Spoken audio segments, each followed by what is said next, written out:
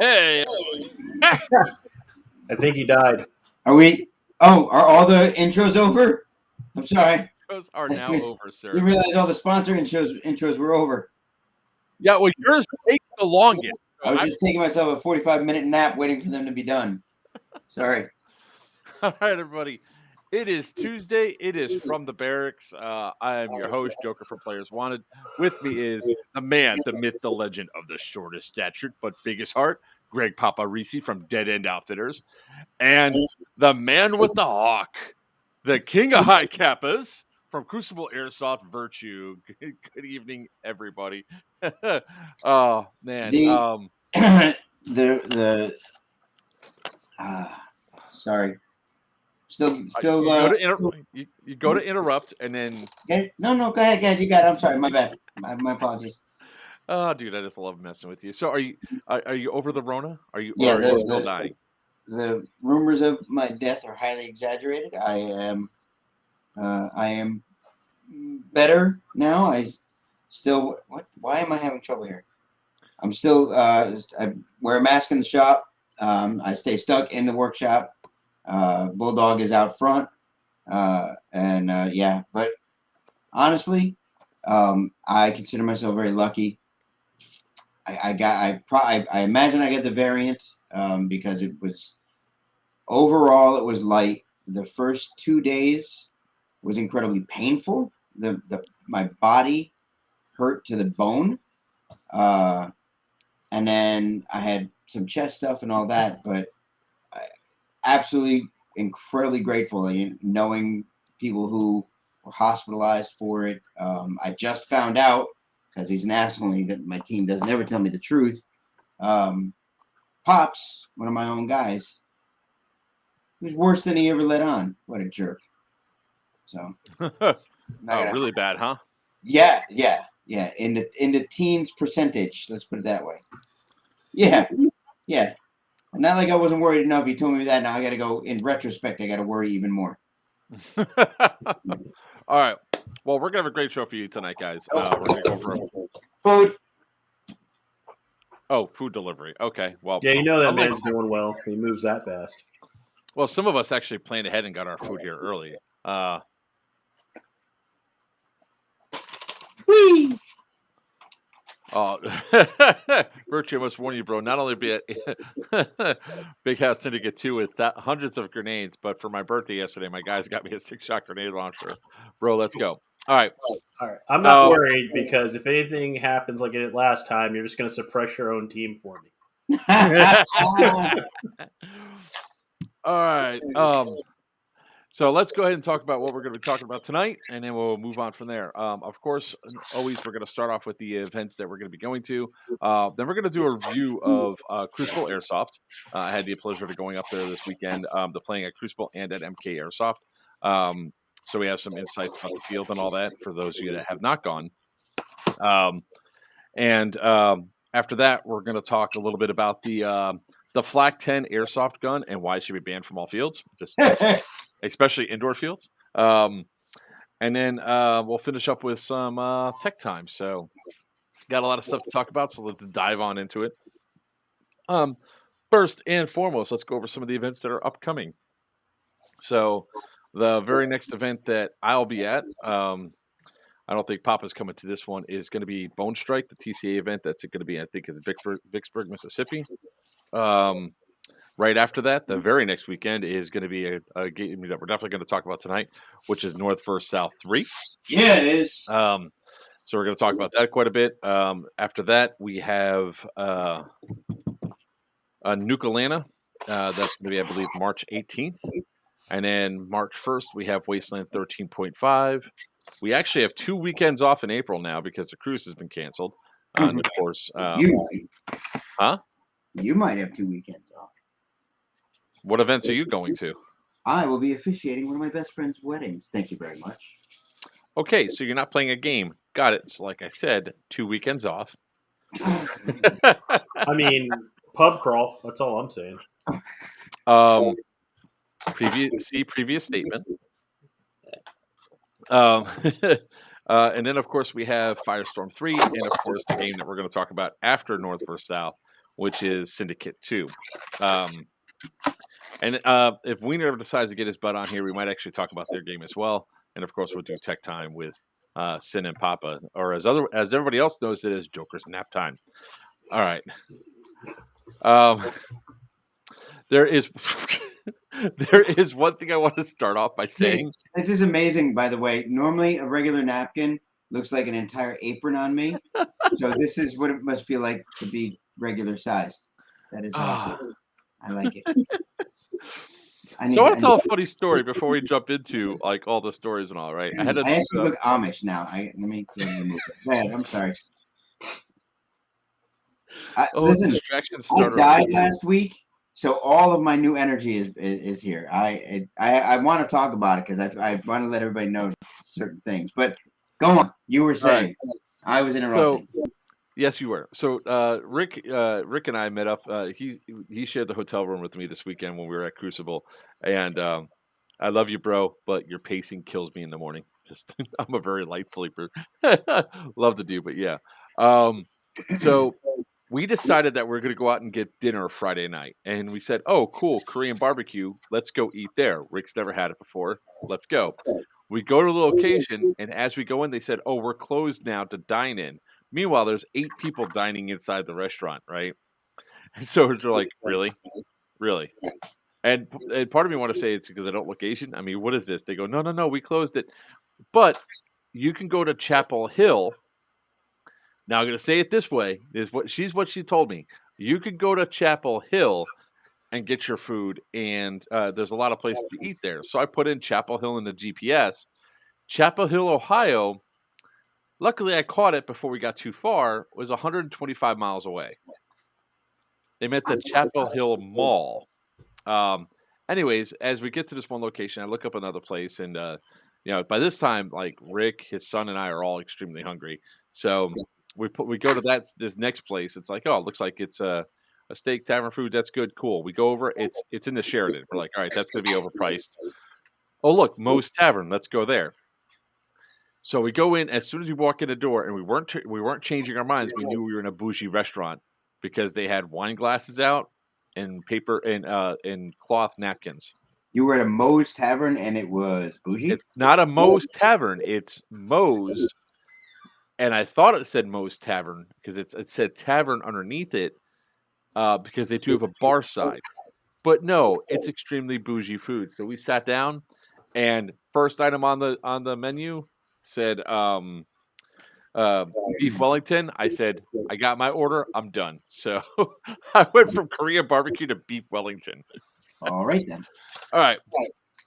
So let's jump into some of the stuff with thanking all of our sponsors, especially the ones that are not on the opening crawl that goes across, which is obviously Dead End Outfitters is there, Crucible Airsoft is there, High Powered Airsoft is there, but Press On Apparel has yet to send me something to put up to give the appreciation. We want to thank them.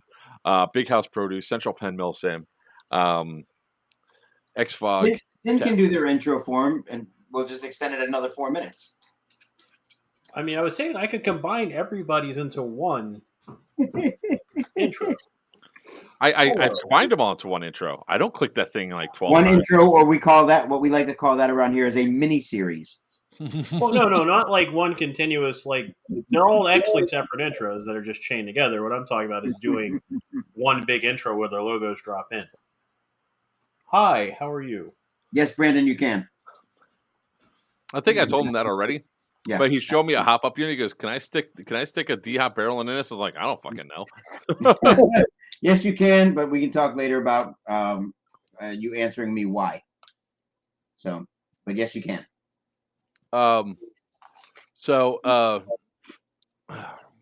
Sorry. No, I do not want to save. I actually even have everything up. Papa. All right. Before we get this started, does anybody want to do a raffle tonight? That's always a question I love to ask. Anybody want to raffle something tonight? Should we raffle? We'll wait for the comments to catch up to us. All right. So Press On Apparel is another one. Tapped Apparel has Tapped Airsoft does not have theirs on there yet. So I just want to thank those guys. All right. Let's talk about events, shall we? Yes. But before we jump into it, can I say something? Would you mind? No. Go ahead. You wouldn't mind, or no? I can't say something. Yes. Roger, what I meant to say was, I don't have anything.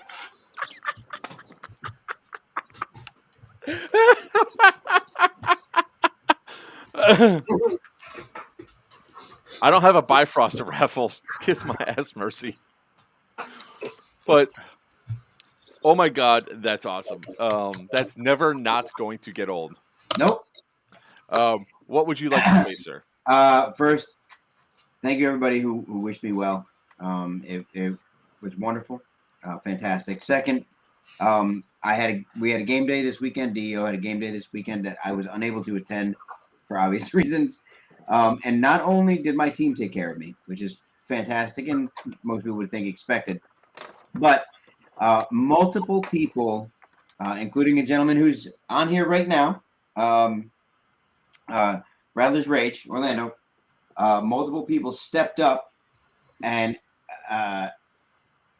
Rattler's Rage actually came to the field in referee gear. He wore a neon shirt. He actually had a megaphone mic on, the whole thing, and did not play that day. Just walked around. Apparently, he got shot in the nethers twice. I wasn't there as a ref. I told him his shirt was too bright because the brighter the shirt, the bigger the target. Guys tend to aim for that. Virchew, you know that. For some reason, you wear orange vests, you get shot. You wear camouflage, they don't shoot you. I don't know what it is. But we had 102 players show up, and it was a day where there was definitely questionable whether people were going to play or not, and they still came out. And I had the players supporting the field. The players came out and actually helped out. It was amazing, absolutely wonderful. I want to say a huge thank you for that. Again, everybody who wished me well, thank you very much for your support. Meant a lot. Bulldog ran the shop last week for me, which was fantastic. And I want to thank everybody who's been as patient as they've been with any work that's been needing to get done. Between all the happenings that occurred prior and then now, losing an entire week of everything because of COVID. I really appreciate everybody's patience and understanding on that. So it's fantastic, and I thank everybody very much for that. So I believe that's everything. I'm trying to find something to raffle, or what people want raffled. Do people want me to raffle? Can I get a new leg at you? A new leg? What I do? I didn't do shit. I didn't do nothing. All right, so let's see. What does people want? Do you want us to raffle off some games? Do you want us to raffle off? How about we raffle off a ticket for North vs. South 3 while we talk about that? Okay, we can do that. Why don't we do that? All right, so per normal, people always ask, how do you donate? Here we go. This will run the entire duration of the stream. So, guys, we'll track all funding on all the things. So, check it out. Where is the GoFundMe? Where's the GoFundMe?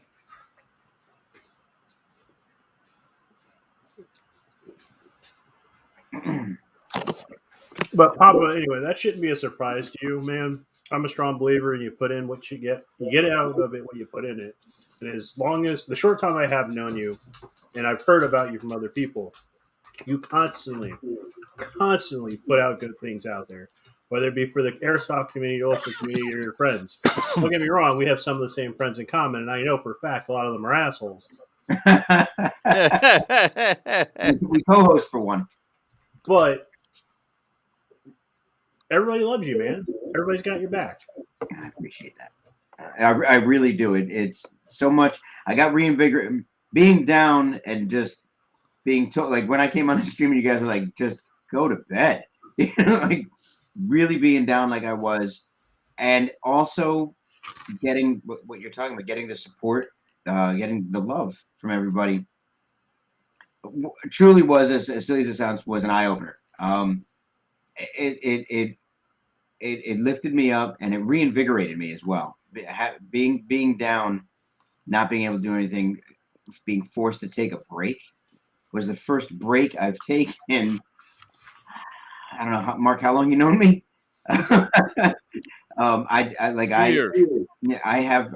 It's the first break I've actually taken was because I was forced, and I came back with so much energy, so much desire to do, that it's like bursting out of me. I just don't know what to do with myself. I'm doing so much now, and it feels great. But yeah, accepting that, and it really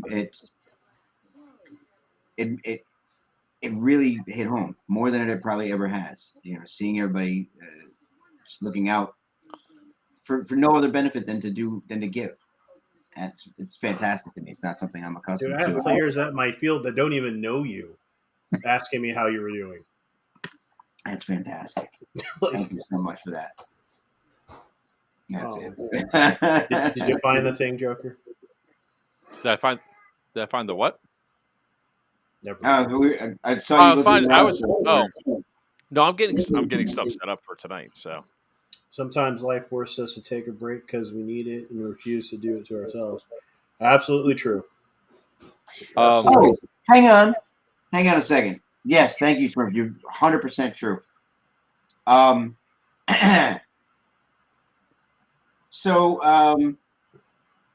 That's in Massillon, Ohio. That's Massillon, Ohio. It's leave that up Columbus and Cleveland. Leave that up for a second, because I'm going to call myself out on something here. I'm going to call myself out. Yes, I am. No, don't know me. Yes, I am. Now, Sin, I know you'll agree with this.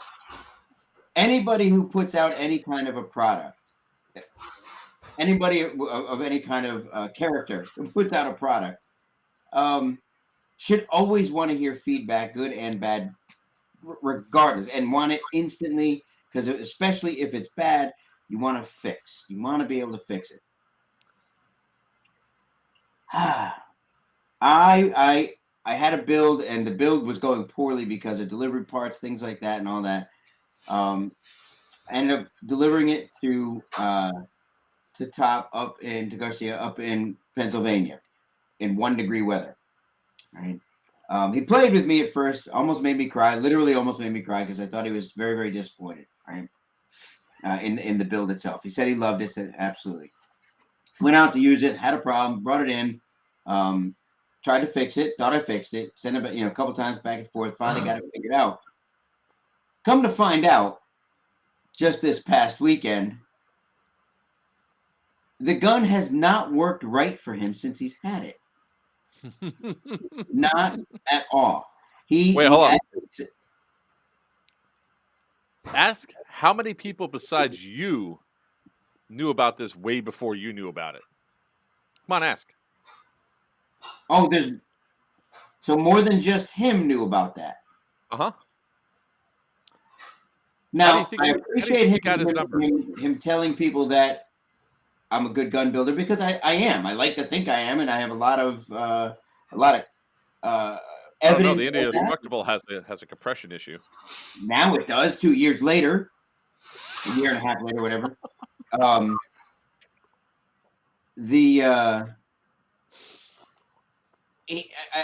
talked to Top this weekend, and he says, "I got to tell you something."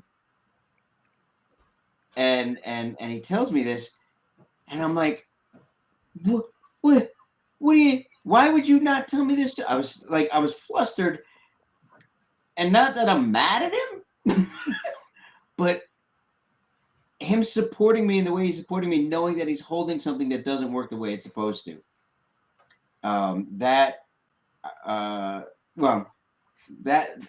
Customer service should go in line with also giving a good product.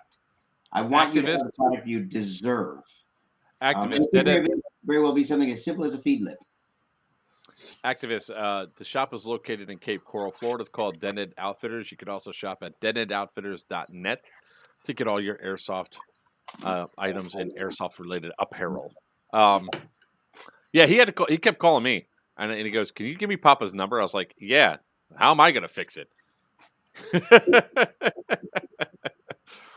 I love the dude, and Top is the best, but yeah. Okay. You're segueing away from the section that we really need. We need to talk about the events, sir. And first and foremost, let's talk about the fundraiser that's still ongoing because we learned a very valuable lesson in doing 2 27-hour long live streams a month apart. Fuck that. 22 minutes and 32 seconds. So unless we're close to our goal, I ain't doing that shit again.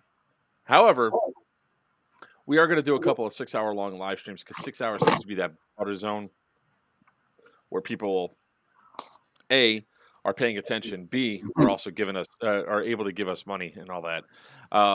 So when I put up there about we're going to go ahead and raffle off a ticket for North vs. South 3, which is the event that we're going to talk about here. But let's give you guys an update on the current donations, if you would, for Damien's gene therapy. So I went all the way up to Ohio.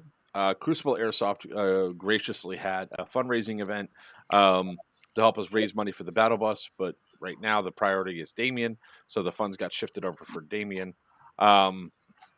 So we raised $1,100, and at the event. So between the table fees and everything else, the people that came out to play, plus the stuff I brought up to sell, this is where we're at currently, which is $9,284, 38% to our goal. Let's push it up higher. If you guys are wondering how to donate or how to be a part of the raffles, that's really simple. Simply scroll up a few seconds and see the stuff that's there because evidently my computer doesn't want to cooperate today. There we go. And go ahead and just hit one of these sort of links. We're tracking all links currently right now for it. And we are going to have a lot more cool stuff that's going to come out in the future because we're going to do another, I want to say in 2 weeks, we should probably do a 6-hour live stream. Right, Papa? 6 weeks? Or not, I mean, in a week? Next week for 6 hours? In a week? In a week. Next Tuesday. You want to start over? There we go. English, motherfucker. Do you speak it? No, I'm a product of the Broward County school system. Jesus. Yes, Crucible. I just said that Crucible and Outcast through a fundraiser. Yeah, I was just saying, I want to give a big shout out to the boys from Outcast, Outcast Airsoft team. They said they wanted to do a thing, and we're always about, well, show us everything. How are you going to do this? How are you going to make this work? Come to me with a plan. And they did. They grabbed the ball, they ran with it, and they took charge, and they got it done. I am very proud of those boys. I will tell you, that place was packed. There was a lot of people there. A lot of people were going out buying stuff. Dude, we had people waiting before we opened. Airsofters are never on time. Right? It was an anomaly, and we were confused. Like, I went to have breakfast since, somebody left without telling me. I went to have breakfast, and I called to check in to see how everything's progressing, and Nick, who's our field manager, is like, we already have people waiting to get in. I was like, what? I pull up. We're not even actually open yet, and my parking lot's full. I had to find parking. That was great. I was already there, set up. Uh-huh. I like shaking food. hands. So did I. Stopped off at Wendy's along the way. But no, the boys, like I'm honestly, I am in proud Papa mode here. They did it. They pulled up. I get people all the time that tell me they want to do a thing. They want to host an event. They want to do something. And it's always a lot of talk and no show me. And they did it. Yeah, when I showed up, what time did I get there? I was Brandon was there. He says, we're supposed to open at 9, 8 a.m. There were like 15 people. Like, they showed up an hour early. That's awesome. And so you guys are aware, our field normally doesn't open that early anyway. Really? Yeah, I was there. I was hanging out, got to shake a lot of hands, put some faces to people that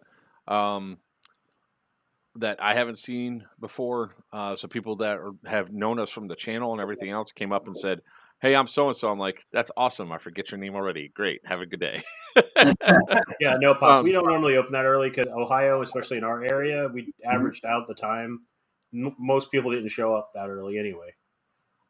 We used to open that early, and it was just a waste of payroll and a waste of time. And this is for the indoor though. Yeah. Okay. Yeah. All right. That I get. Outdoor, we have to, especially down here. We got to open up early because by 2, it's 900 degrees. You know, we during the summer, we stay open until 5. We don't usually make it past 2:30. Those guys, be honestly before lunch, it's in the 90s. Yeah, we ain't got that problem in Ohio. no, instead they had this white shit fall from the sky. Which I'm still blaming on you. I picked some up. I snorted it. Didn't get high. I got brain freeze, but I didn't get high. So it was originally supposed to be below freezing, which anybody that knows anything about weather is too cold for snow. Mark shows up. It warms up, and we get snow. He brought that Florida heat with him. Yeah, it went from -5 to 22 degrees. I don't remember it being that cold when I lived in Ohio. I lived in Northeast. It was fucking cold. Look, no, it was fucking cold. It used to get cold. I just don't remember it being below 0. It was really great because as we're like doing stuff and we're playing on the field, I decided to go out to get something out of the truck, or I think I went to the food truck.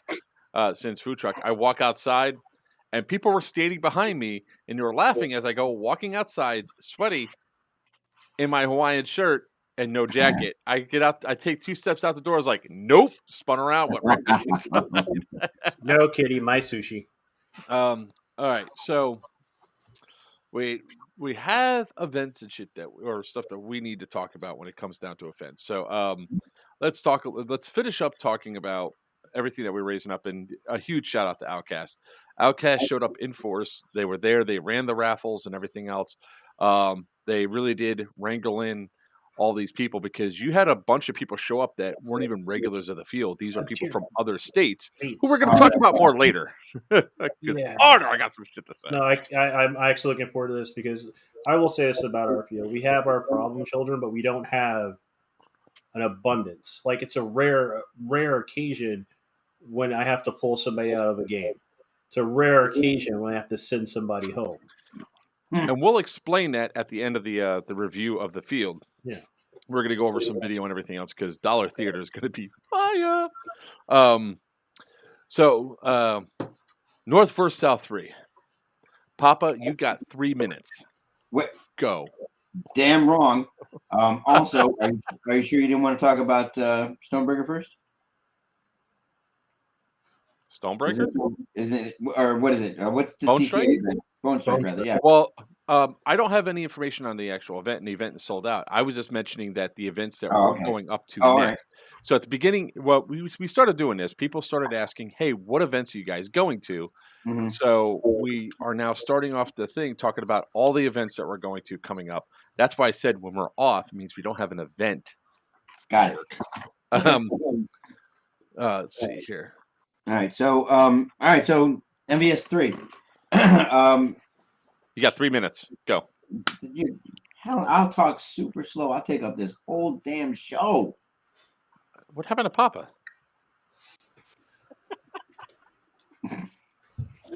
Yeah, that only screws you up. I don't care. I died once this month. I'll die again. It don't matter to me. Let's go ahead and start talking about this awesome. Yeah. So just for those that don't remember, North versus South 3, February 26th. Saturday, February 26th, Immokalee, Florida, at the Force Center. This is the third iteration of this event, and it's not a whole new event. It's got all new objectives, all new base design, and I want to emphasize that. The first thing I want to emphasize about it though is uniform and team play.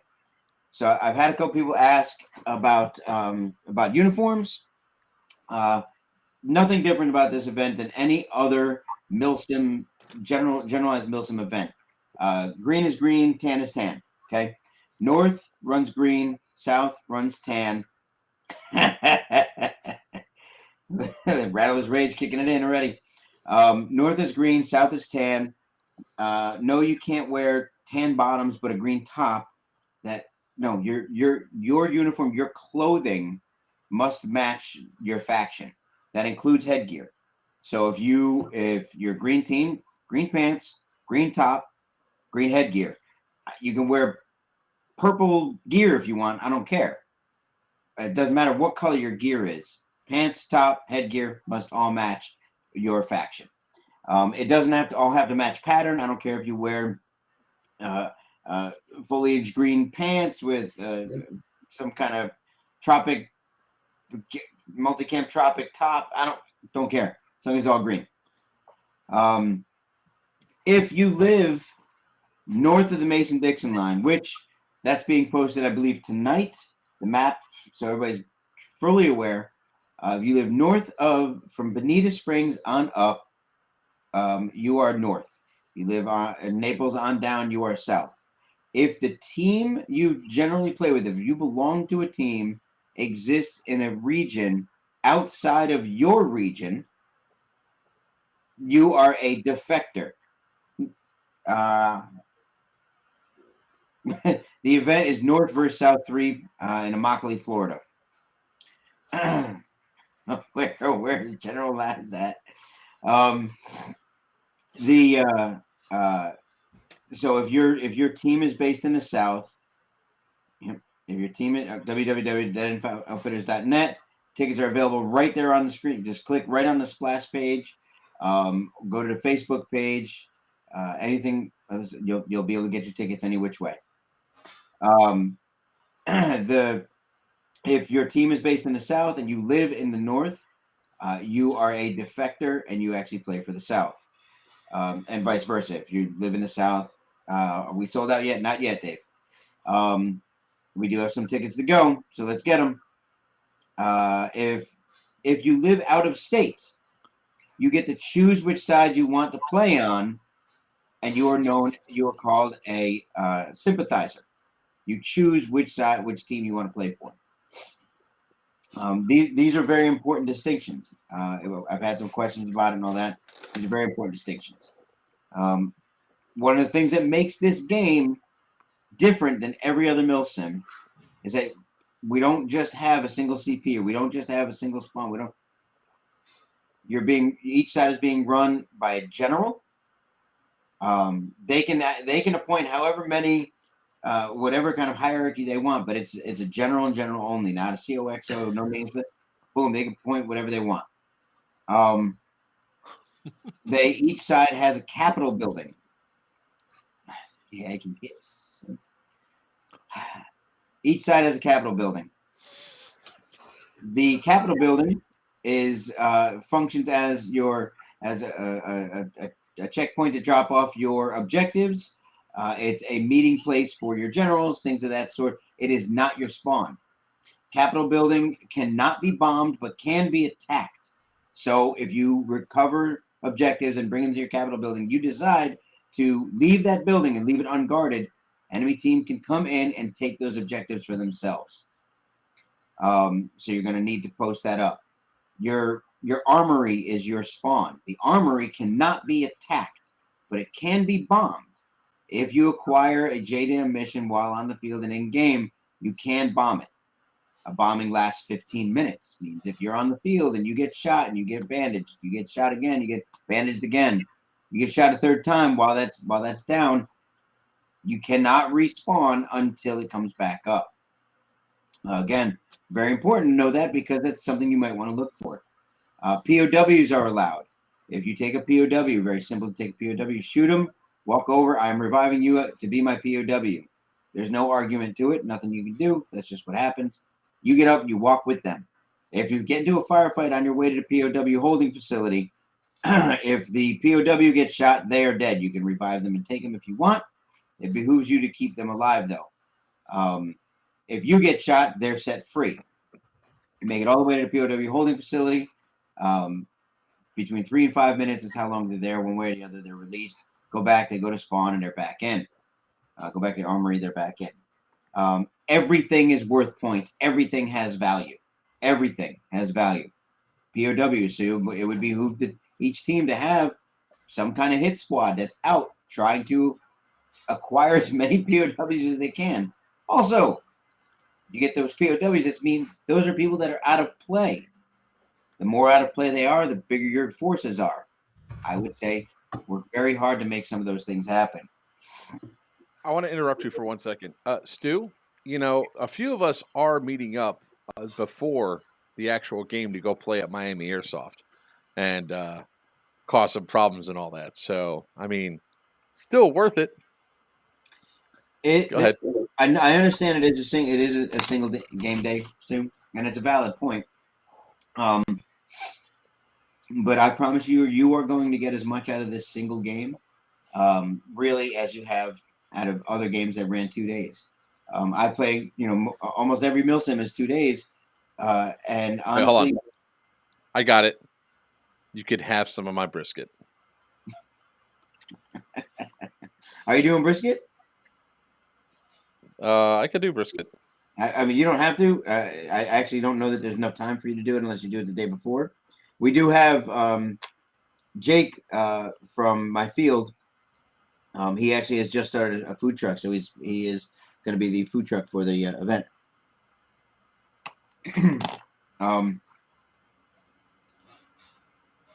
That is very true, Stu. LA to Fort Myers might still be Stu Price. You're absolutely right. I would check that pricing. There was definitely some cheaper airfares lately. Not Jake from State Farm. Well, yes, Jake from State Farm. That's what they call him, but not Jake from State Farm. No, it's definitely going to be worth your time. Certainly worth the money. It's only a $75 game, so it's definitely worth your money. Certainly worth your time, and it's not what home. It's going to be really going to be truly a fantastic time. Prior to the event, our own Virchew is coming down a couple days early. He's going to be featured here in the shop. I actually talked to a couple guys today who both have high kappas. They're both WeTech high kappas, though. I explained to them that we'll make sure we do have some parts. They're not, they're not TM, but they're still. I said the best high kappa builder in the country is going to be here a couple days prior. So if you guys have questions, want everything done, come on in, come on by. We will have some custom guns already built, ready to be sold. Some guns we're going to spend those days that he's here. That's what he's here for. And to hang out. Probably and to hang out, But I'll be in store. I'll talk about we high kappas later. I need to interject one more thing to Stu. He said he's in LA, right? See, LA, does he mean Los Angeles, California, or Louisiana? That's actually a good question, because if it's LA, the flight's are only $78 round trip. So what? Yeah, Spirit. From Los Angeles, California, to Fort Myers, Florida, it's $78 round trip. Dude, round trip. Spirit has some cheap flights because it's Spirit, and they work off the hope principle of flight, where they'll throw you into the air and hope you arrive safely. Because I've flown Spirit, and I've also been thrown out of a plane when I was in the Army, and I will tell you which one I felt more safe in. Shut up. Anyways, or JetBlue is 1.8, or JetBlue is what is that one? I've flown Spirit plenty of times. I've never crashed. 186, yeah. 186 round trip. Round trip, yeah. And that JetBlue comes with 2 bags, I believe. Spirit's a shit show. Hey, what's up, comes Husky? with 2 bags now too, but no, okay, you've been Just in a plane. You've been in the plane, Papa, like in the Army. You know that rattle that nobody knows quite what it is, but everybody just ignores it. That's flying Spirit. Better than a Chinook. And that is flying to Fort Lauderdale, not Fort Myers. Excuse you, Miss Magpie, Mr. Magpie. I can't see that. Magpie. I did not jump out of a perfectly good airplane. This is a common misconception. Remember, in the military, everything is made by the lowest bidder. Absolutely. And maintenance on it is performed from a book written at a 3rd grade level. Just so you know, these are the guys that are working on the cheapest thing we could buy. Yes. So enjoy that.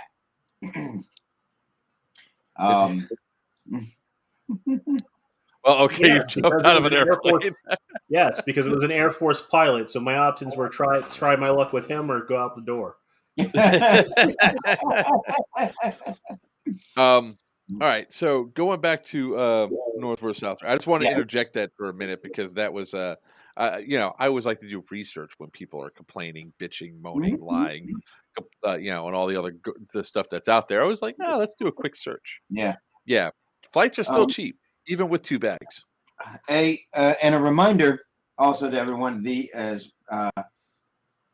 you've got Alex Fallon, Skywalker from Echo 4, who is your Northern General, and Laz Cologne from the Tryhards, leader of the Tryhards, who is your Southern General.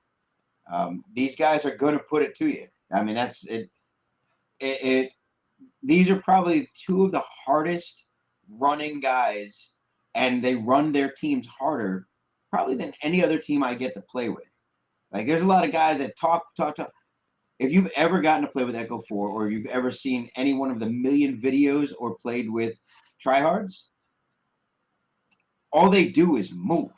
They just move, period. And they push hard. They get shot, but they shoot a lot too. So honestly, I think I picked perfect when I chose these guys as the generals. I want to interject one more thing. For Stu, going on Southwest, which gets you 2 free bags. It's $107. It looks like. The same. Wait, is that Magpie my Magpie? Is that? Oh, great! My employees are on here now. They found you. Yes, you're going to be tired, and your feelings are going to be hurt. Hopefully not. That leads me to one more thing. I've been saying this privately. I'm going to say it publicly also. I don't care if I have to throw every single player off the field, and all that's left on the field are my admins.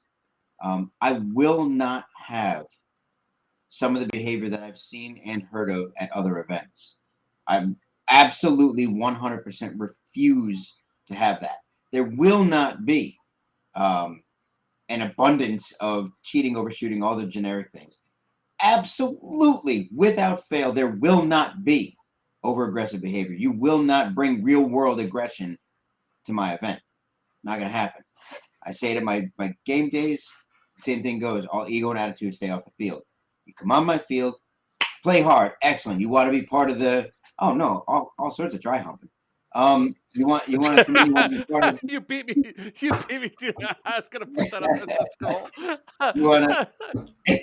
you want to role play the aggression? Absolutely. I'm all about that. That's phenomenal. Just know that if you're role playing that aggression, you get shot, your immediate reaction would be like, good job, big old smile, and then go down. Not let that aggression roll into reality. That's not what we're playing here. I will not have it. We're not laying hands on anybody except to medic them. You're not searching anybody physically. You're not carrying POWs anywhere. None of that. Absolutely not. I refuse to let that happen. Joker knows that about me because he's played at my field. Anybody I that's had to give watching, him a piggyback ride through 8 inches of water to get him on top of a thing so he can yell at everybody and kick them all off the field. I swear to you, I will shut the event down and send everybody home if that kind of behavior, because I would rather not do this. I'd rather not be in airsoft at all if that's the kind of behavior we're going to have. Hey, Papa, Now, do you got a lot of stuff running in the background on your computer?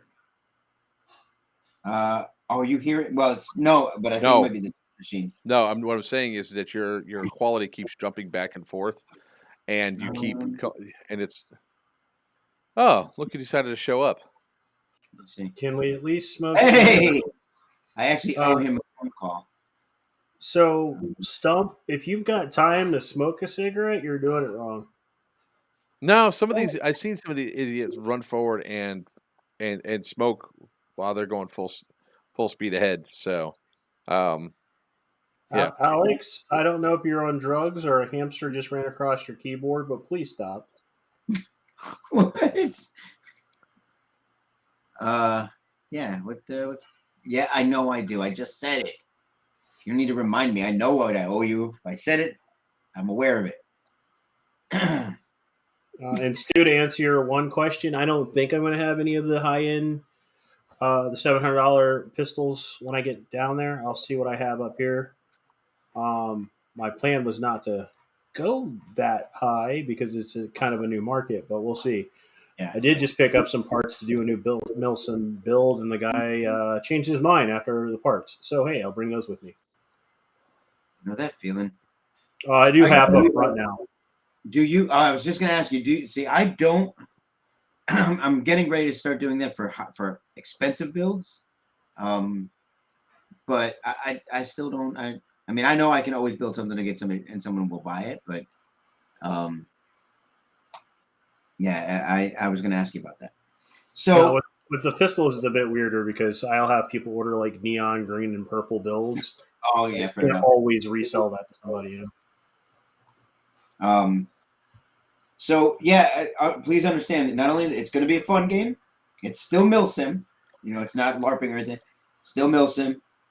It's going to be a lot of fun. A lot of it's all gone. A lot of thought has gone into the gameplay, and I am promising you personally, and I don't like talking like this when I'm talking about the fields. No bullshit. Not on my field. Not at my events. No bullshit. Period.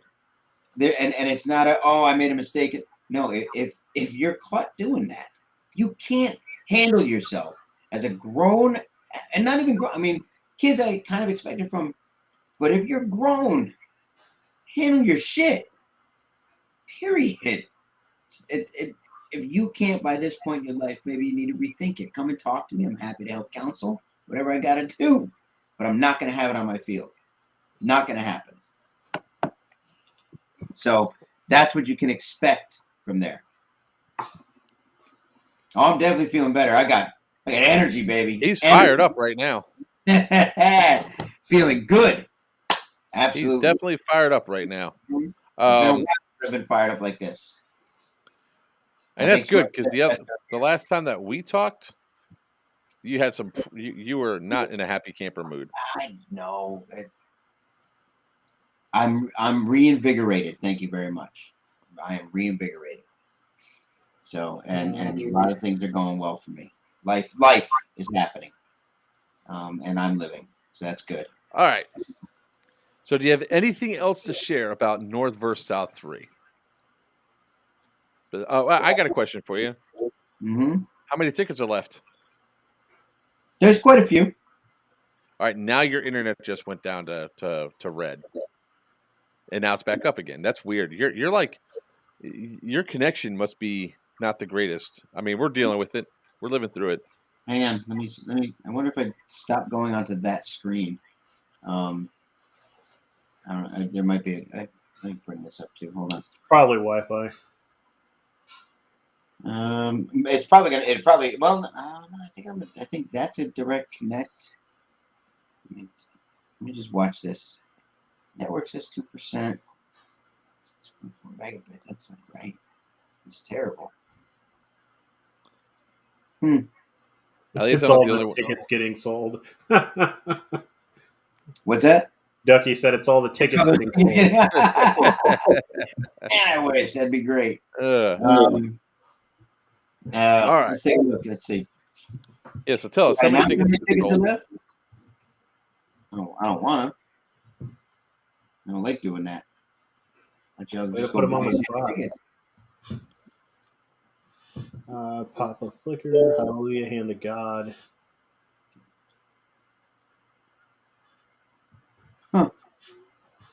That's. I'm actually watching my my internet right now. And you're watching it go up and down like it's Yeah, one guys, I'm done with that portion, so you Okay. can move on. Give me a minute. I'm actually gonna drop out and come right back in. I'm gonna try something. Alrighty, you do that. Have you I'll tried see you guys in a plugging it back in? What's that? I'll be. Spoken like a true tech. All right. All right, Papa's out, so it's back to Sid and I. Yay! Oh man! All right, so let's see how the fundraiser's going for today, shall we? What? Joker, you forgot the snow. No, I didn't. I intentionally left it behind. Why? Because fuck that shit. I also have to point out, as soon as Joker left Ohio, it stopped snowing. Yeah, because it tried chasing me to the mountain, but it got caught up in the mountains. What's up, Nick? All right. So we are raffling off one of those lovely North versus South tickets. Here's where all the stuff here's all the places that you can donate as we're tracking like normal, $10 per ticket, and of course this stuff also gets added into the grand prize pool. So we're still having that. We're still going down. What's up, Matthew? So we're gonna keep moving forward to try to raise the money that we need to, because the change in Damien is phenomenal with his medication. It's absolutely great. So with that being said, because we don't really need Papa here for this one, so we can start going through and let me add this. Bam! There we go. I found a new feature. Ow. Sorry. Shoulder. So we actually had a it never sizes right. I know. I'm just trying to get some of the dead space going. How's my stomach? It's still. I mean, I'm bruised. So I want Papa to come back so we could talk about that Flak 15 or Flak 10, because that gun is just a bitch. But let's go into my opinions on traveling in Ohio. Fuck the snow. Is my first thing.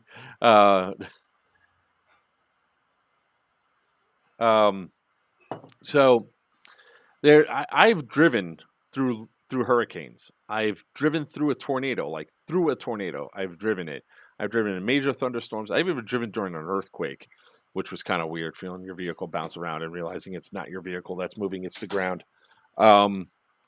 So the thing I have not driven that much on, I've only driven on it once before for about an hour, is snow. Yeah, that was a fun experience. We're going from going up to MK Airsoft from the hotel, and it must like 3 inches fell overnight. Yeah. Yeah, 3 inches fell. So I get out. We go to breakfast, and I said, "All right, I'm gonna head up because things look clear right now." So I start driving up. For the 25 miles north I'm driving, the snow's getting heavier and heavier. I'm contemplating whether or not I'm even going to go to MK Airsoft. I'm like, screw this nonsense. I might cancel, but I was like, no, I'm up here. I got to do it. Then I'm cruising along on the highway, keeping ample distance from the vehicle in front of me.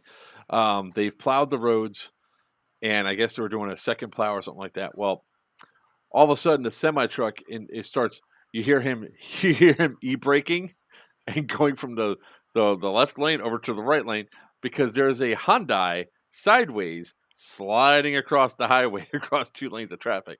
Semi truck went to the shoulder. I followed the semi truck.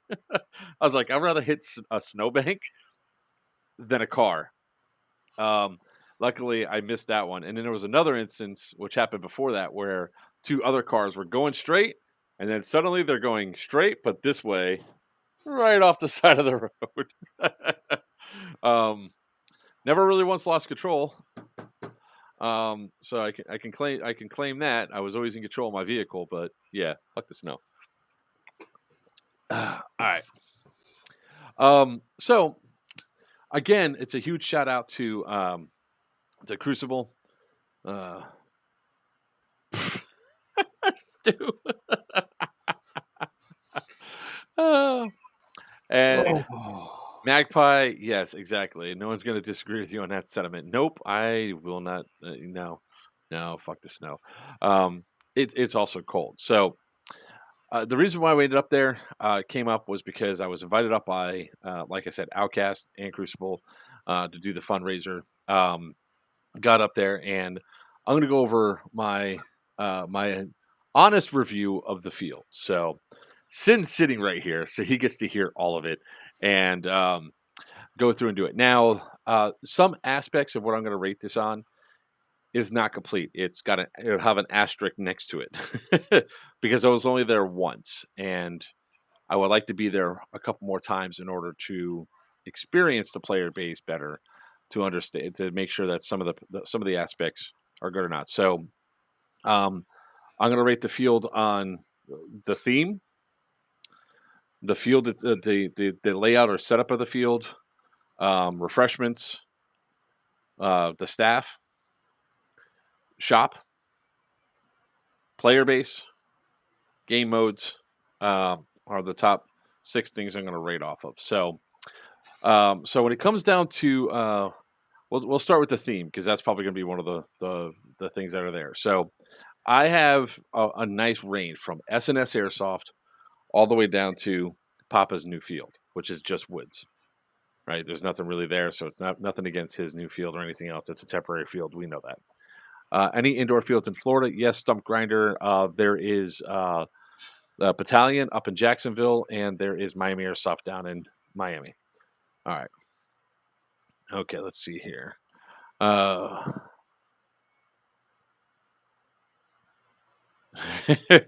Man, chat is just going off right Dude, now. I'm laughing my ass off over here. I'm trying to stay on the things there. So when it comes down to theme, I have a wide range, and where Crucible sits at, there really is no theme to speak of, right? So it's nothing against it. It really doesn't take away from the field, but it's like I'll call it a 5 out of 10.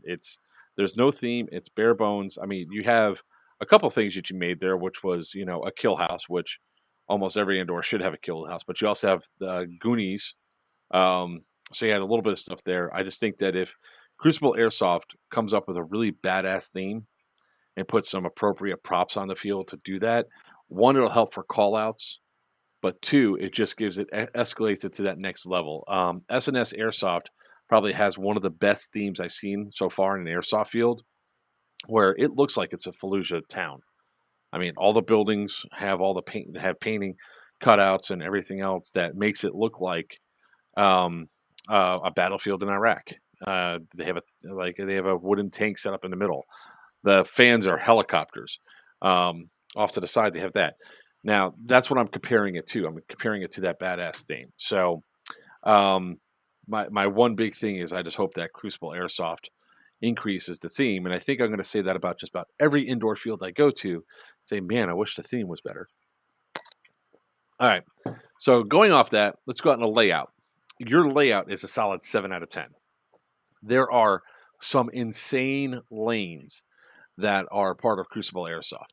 I'm not talking about it in a bad way. I'm talking about it in a good way. There's only a couple of negative spots I would say about it, which is what you're allowed to shoot through. Me personally, as a player, I understand not being able to stick your barrel through a little itty bitty crack. However, if I'm 100 feet away and I'm shooting and I'm hitting somebody through that crack, it should count. That's just me. If I'm doing that epic shot from halfway across the field and it gets through a little dime hole like that, and a player's in front of that hole and they get hit, it should count. Or if they're hiding between two barrels and there's a line in the barrels and I'm shooting between that line, I personally think it should count. But this is your field, and you guys make the choices for your field. And I'm certainly not gonna, trash it overall. You have a really good, solid layout. The L shape had me first concerned when I walked the field, and I really,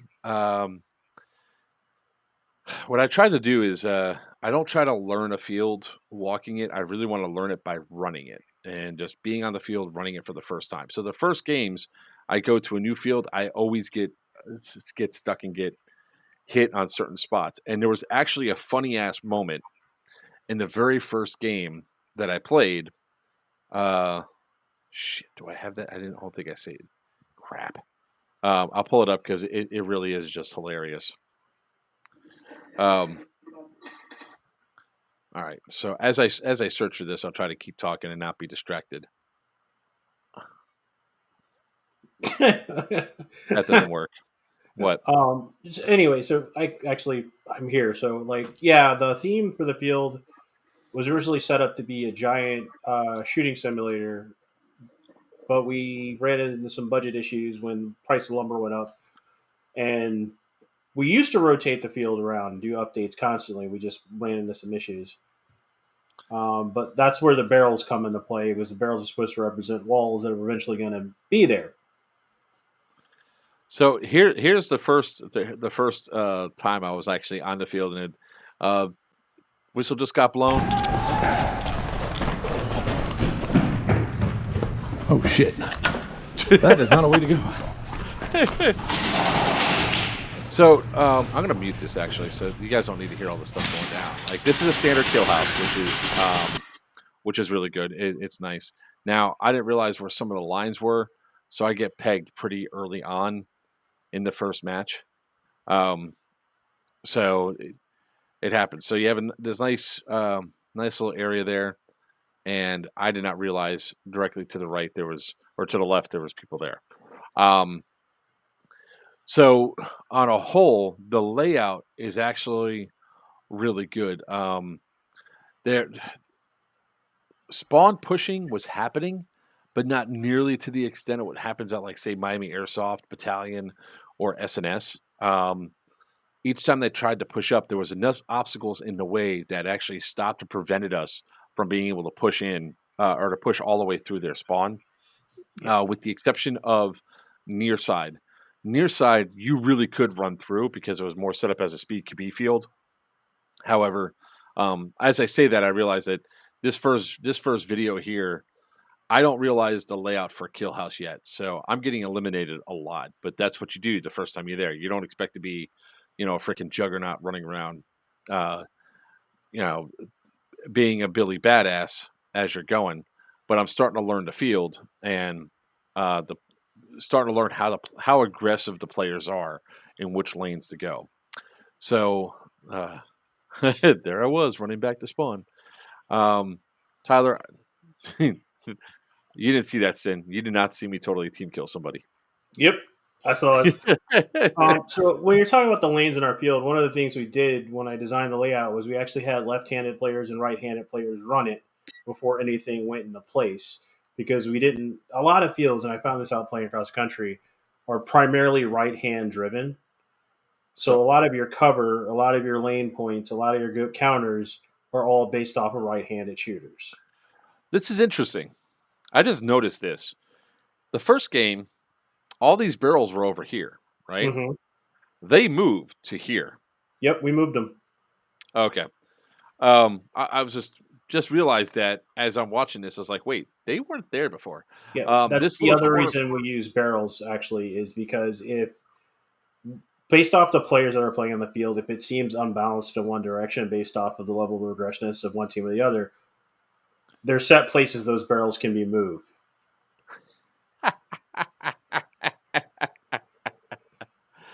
Wow, Stu is on a roll tonight. Oh, that's awesome. But we noticed with the barrels being there, the near side kept being aggressive and just dropping the far side. So we moved the barrel center to give them a bit more cover. Are you there? Are you back, Papa? He doesn't know. He's still messing with this stuff. All right, I'm going to take it back out again. So this little corner here is actually a good line down, and you'll see it in some of the later videos where I actually started learning about some of these lines on where to go. So there's a lot of cool angles and stuff that you can take. For me, I'm just now starting to get a feel for the field and start pushing through. That was a good trade. So, I mean, the field itself has an awesome layout. Um, like I said, the only thing that's really holding it up for me is the fact that you don't allow those shots to the cracks, which somebody that is a good shot, like myself, find it just a little bit aggravating when you're like, God damn it, I know I'm getting these guys. And the instruction, I can't say the friendly fire only happened once. Look, I was friendly fired a lot, and I'll be showing that later. Rick. Yeah, yeah. There's Rick right there. So going into some of the other stuff that's honestly displaying, why not, right? Um, so the level of the level of shifting that you could do, the level of flanking you can do, is surprisingly high considering the space that you're working with, especially with it being an L shape. So, to sort of give an example, right there, there's actually a cool hole in the wall that you can cut in through, and there's a couple of those on your field, which I found was kind of interesting. It just sucks for me because I'm fat, I'm old, I don't bend over. Uh, you can go through, and then their spawn is all the way back in the corner. I don't know if I go for it on this video or not. Yeah, I'm in Goonies right now. Um, so it's there. So going off of that, the next thing that we normally want to grade on immediately is staff. So from the time that you checked in, from the time that you were able to get onto the field, the staff was actually the staff was pretty good. Outcast was running the event for this one. You also had your regular staff that were there.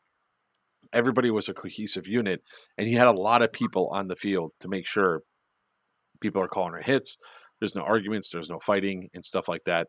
Um, so you checked in. Now, there were some complaints when I did the live stream explaining this about, oh, there was only 2 guys behind the counter. Well, when it comes to like a shop like this, a lot of times having 8 or 9 people behind the counter is more of a problem than it is a help.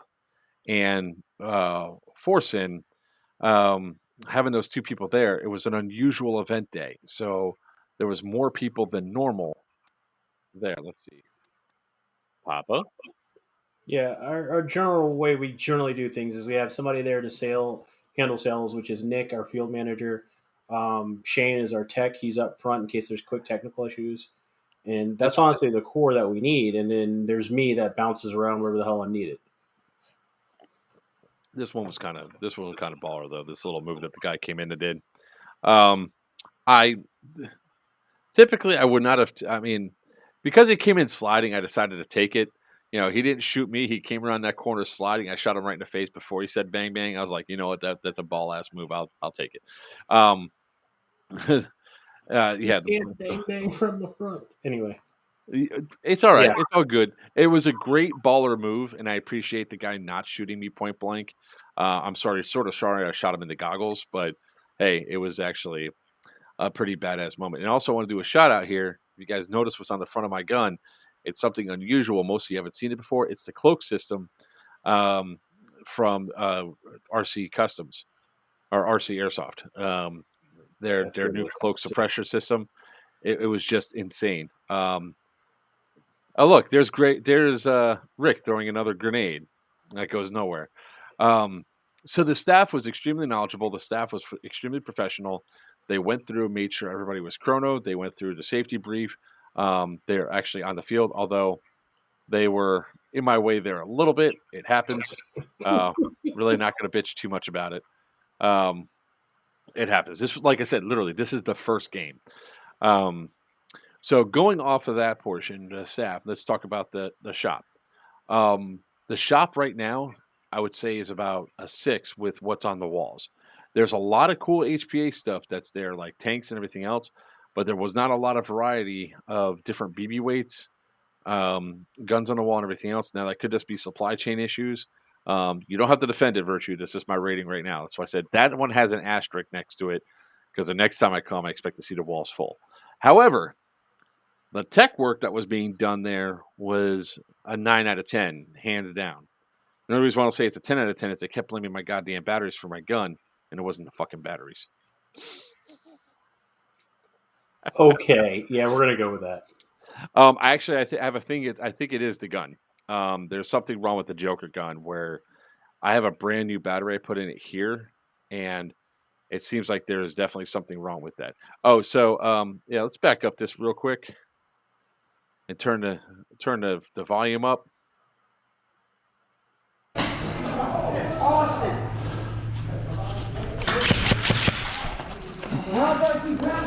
Thanks, bro.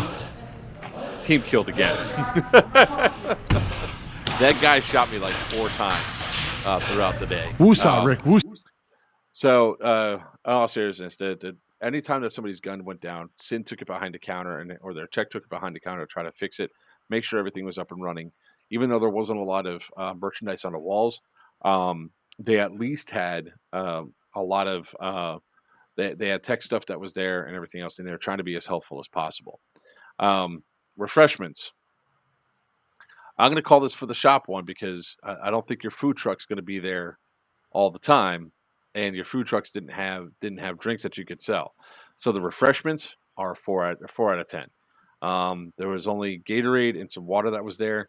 I said this in my live stream, and one of the things I would recommend is if you guys just get one of those one of the coolers that has the display coolers, put a bunch of drinks and stuff in there. The presentation would be better and make less look like more. So it's there's not a lot of refreshments there, but there's a lot of great place to eat around, especially if the food truck's not there. There are places nearby that you can eat because there's almost no food normally, right, Sin? There's no. So the food truck, honestly, is there more often than not. It was down recently for repairs. But we try to have it there as often as not. And the reason the food truck doesn't sell drinks is because we sell them inside, and I don't want to double dip or compete with myself. Is the best way I can put it. But no, you're right. We thought about doing. We used to do sodas and a bunch of other stuff, but nobody would buy them. To be honest with you, nobody would buy them, so they just sit. Look, don't take this as like me critiquing or trying to tear down the field or any way. These are only off my preferences, especially outside. No, I'm not taking offense to anything, and you are critiquing because that's what a review is. But to address like the guns, you're gonna like it. You're gonna take it. You're gonna like it.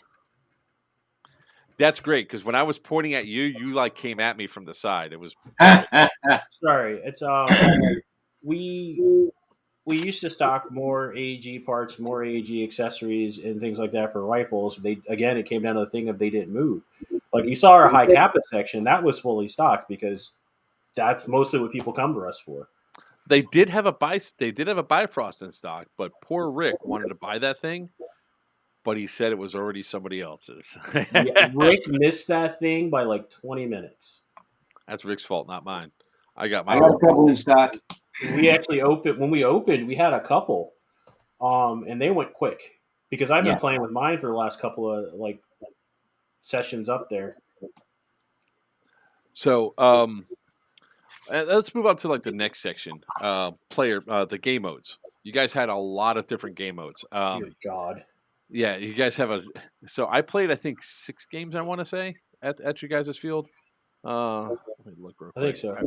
Yeah, we have a binder that has like 30 plus game modes in it. I'm really upset with everybody because the one game mode I wanted you to play didn't get played. I played 8 games that day. I actually have 16 solid minutes of good footage.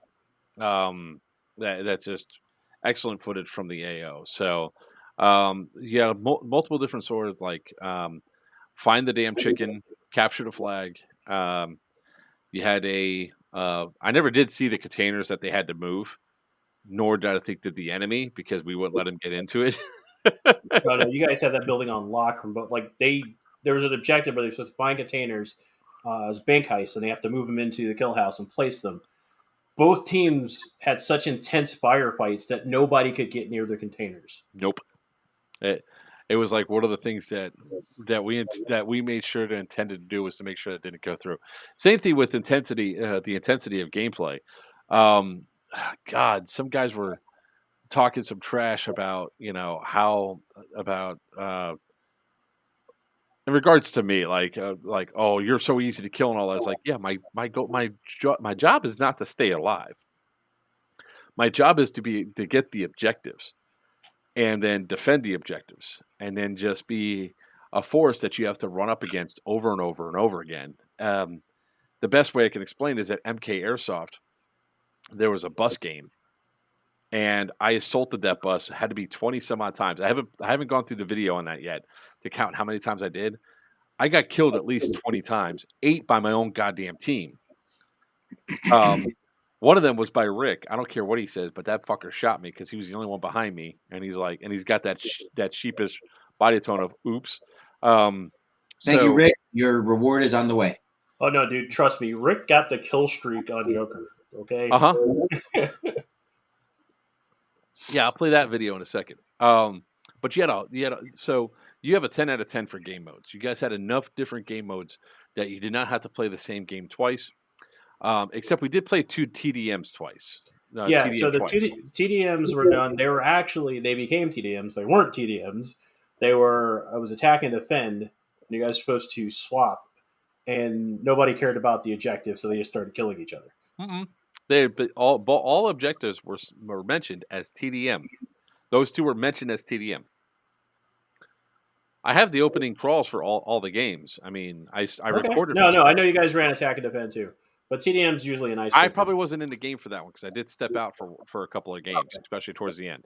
Like I went out and got food, so I wasn't on that one. But the 8 games I played, only 2 of them were identical, and that was the first TDM, and there was a second TDM, I think, right after it, with all the players out on the field. Everything else was objective based, which was fine. So this is going to be another big asterisk player base. So I have the worst player base all the way up to some of the best player base, the best being Papa's field, because of the way that this behaviors and everything else. And the worst is actually, I don't want to say the field name, but it's another outdoor field. Papa's going to start laughing as soon as he reads this. It's probably getting better. Oh, really? That's a different one. I did not see that coming. And so with this particular field, this has always been a problem with the field. I'm not going to mention the field name because that really it's not here to trash the field.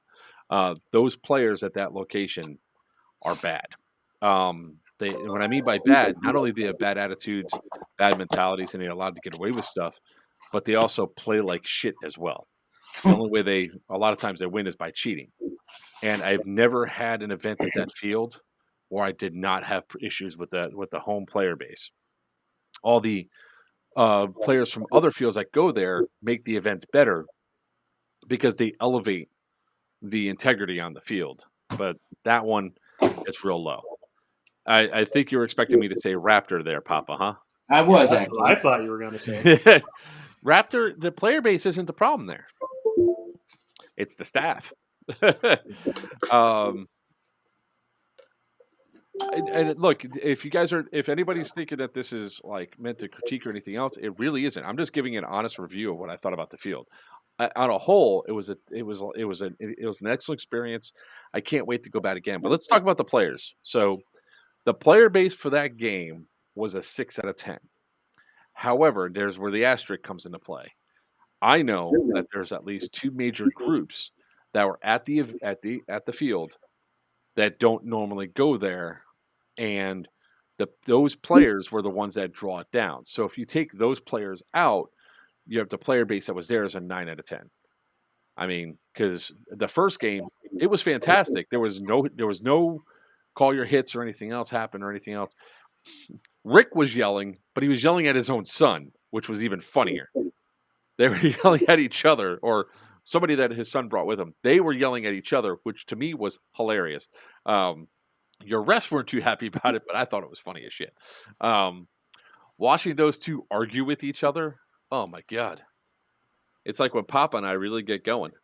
We had our little after action meeting. We were talking about it. We had about 4 teams that came from out of state, and all the issues we had that day came from 2 of those teams. Mm-hmm. they were really bad, and it was outside of your control. That's why there's a big asterisk there. So if I come up again, and we don't announce that I'm coming and make it a big, how do you do? Then perhaps then we can actually see how the player base really is, and get a good idea. So sorry that you're down below, Papa, but this is Sin's time. I got no issue with that. I'm still working on stuff. Did you figure out what was wrong with your computer? No, I even did a speed test. My network is great, so I'm thinking it's something with the browser. I'm going to try a different browser here in a minute, but What are you using? Chrome. All right. So first thing I want to show off is I want to give a big thanks to Crucible for allowing me to do this, because they didn't know what was going to happen, and I go up to Sin and I said, I need four volunteers. I need to blow these guys up in a semi-simulated situation. And Sin's like, okay, I got 4 volunteers for you. So we take these 4 guys in, put them into the kill house, and said, look, Rick and I are going to assault this. I'm going to throw a grenade in. And they're like, okay. I was like, if you get hit with it, just react. All right. They're like, okay, cool. Yeah, volunteers. Yeah, they totally volunteered. I think the volume's jacked up on this, right? Oh, yeah.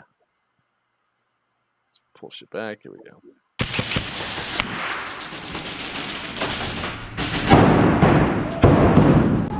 You flexed the building.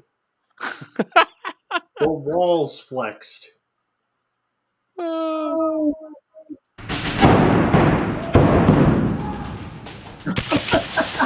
But wait, there's more.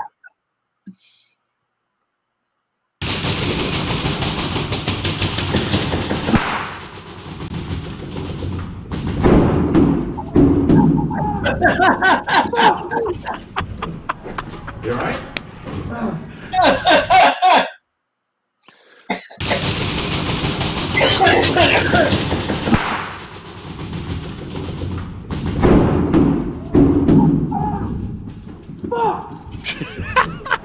You all right? So, in case you don't know, this guy right here, I guess it's Magman, when it blew up right there, that blew up on his leg. Because it bounced off and hit him in the leg. He had a nice torch mark on his pants. So he had a right reason to be like, ow, fuck. Oh, yeah. That was a mandatory. That's just a great picture, too. Look how bright that is. It's awesome. Stu, I did make sure they had an ear pro before they went in there, okay? I am not that big of a dick. I just love how they all just went down. They're like, right. What the shit?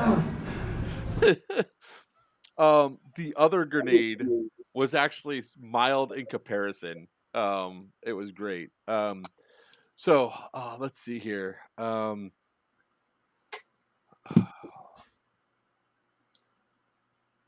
All right, let's see here. All right, so here's a testament to some of the player base, though. So just some great sports with the play.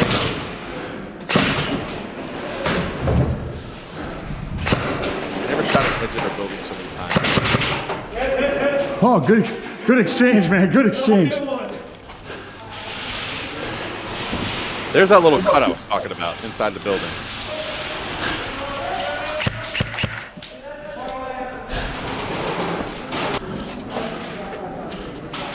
Woo! Shit, that was fucking close. I didn't get hit. And that is our average player base, and I am so proud to say that. That was some of the great stuff that was there. This is like one of the. I guess this wasn't the first one I did. This gives you a feel for like the building that was over there. This was the second game, I'm pretty sure. You got me good.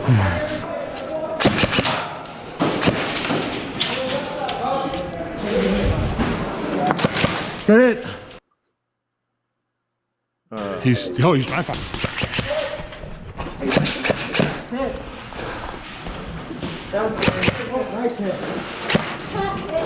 Why you look with your gun? Did you hear my gun was empty? Is that why you're on? Yep. Nice.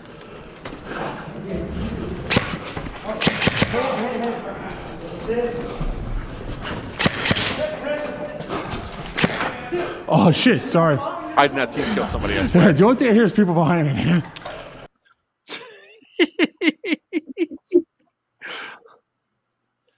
Come on, man! I'm an enemy kill. Oh wait, here we go. Here's the big thing that. Hit them again! Crash them again!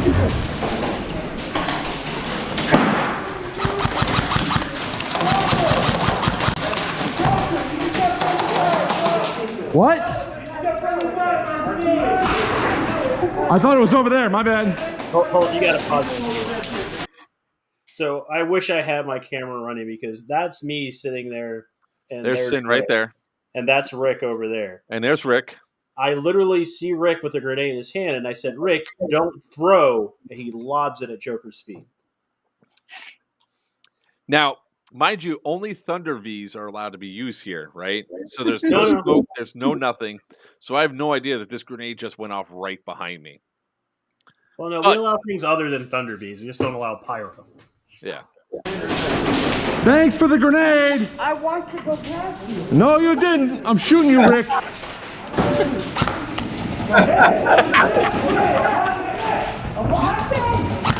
You blew me up. Ref called me out.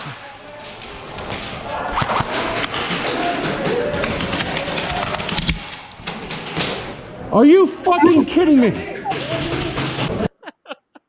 Now, hold on. Tell them who shot you in the back.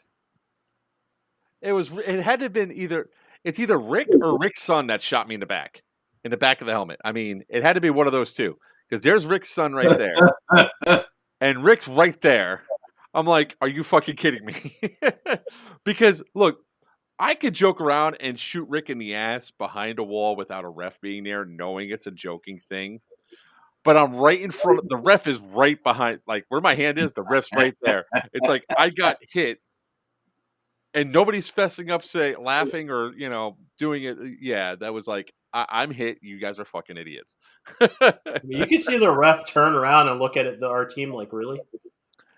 Yeah, look at he's like, he's just like, really? Are you fucking kidding me?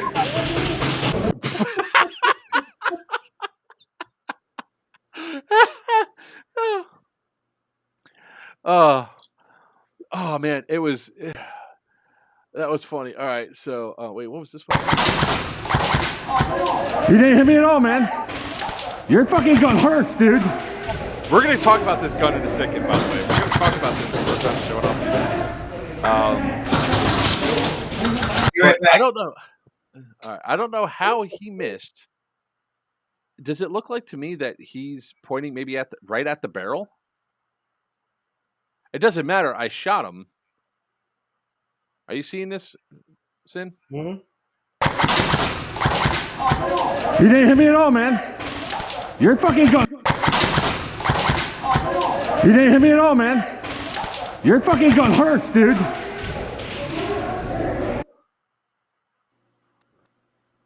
Welcome back. I mean, see. Am I wrong there? Am I wrong there? I mean, it sounded like he hit the wall, but that's another one of those the out of towners that I had to have a conversation with. Papa is going to be at Syndicate in April. But when I came around, I shot right there. I clearly got him. I mean, that's all hand. Anything else. So I'm not calling him a cheater. It's just that, hey, you didn't hit me. That gun fucking hurts. All right, so let's talk about stuff like this here, right? So this is where we're going to start diving into what was the only frustrating part about the event, right? Was we had some cheaters that were there. And what was impressive was they're cheating with one of the owners against one of the owners of the field. It's going to be it's classic. So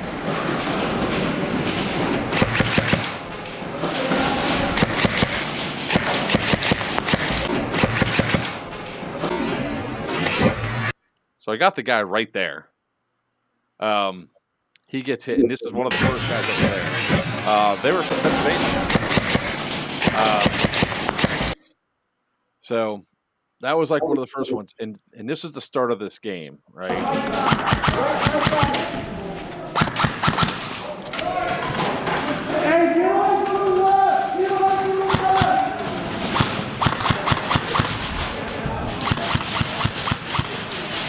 I love this one. 1 shot to the head, 2 shots to the head, 3 shots to the head, 4 shots to the head. Right, that left a divot on his head. He got.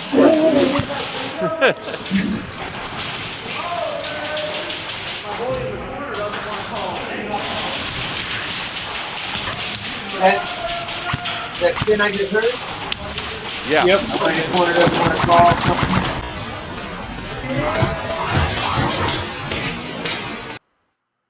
These are the guys. These guys are the reason I actually took the field that day to play.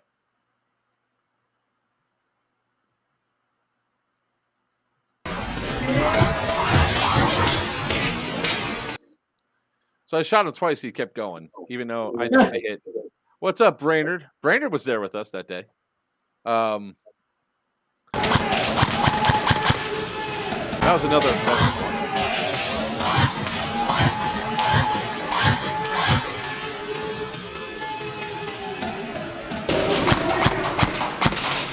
See, I could thread the needle.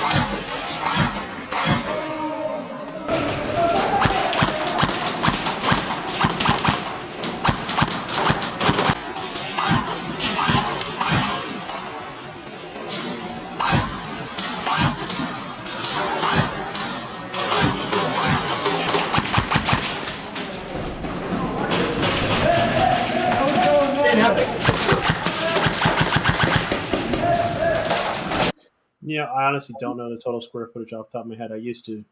Is it like 20? It's about Bigger 30. or smaller? It's about 30. Okay. The L makes it weird. So this one, and you're sure about the identification, right, Virchew? About who this is? Okay. So watch this one, Papa. You really want to pay attention to this one.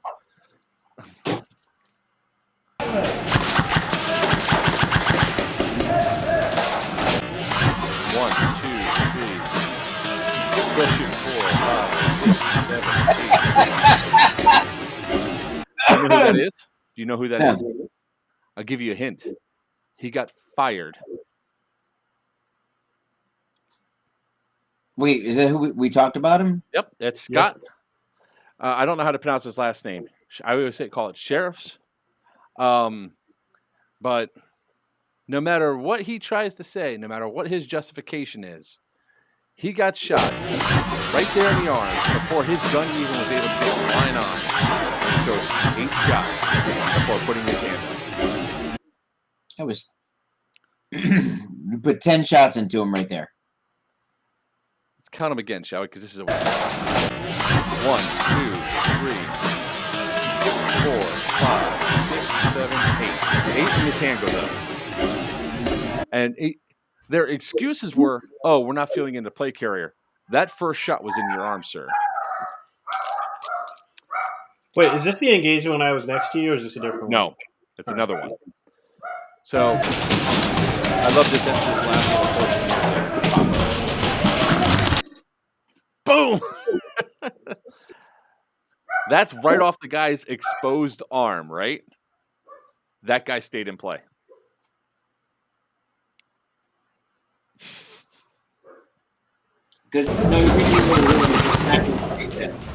All these guys are on the same team, too. Yeah, this is another great one, right? 7 shots. And then he looks back and is, I'll call it.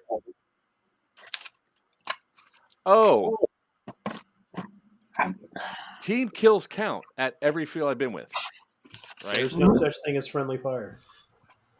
Yeah. It's a hit, bro.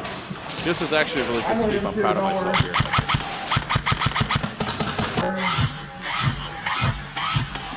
So the first guy got shot twice. He didn't call it, but at least that guy called it. The second one.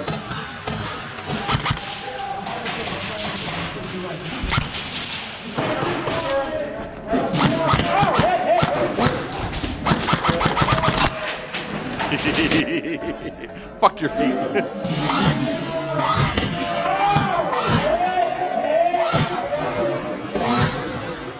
Oh, that's why he's got him. Yeah, he's got a riot I shield. didn't see the riot shield. And then I just got shot with the ouchie gun, which, fuck that gun. We'll talk about it next. One,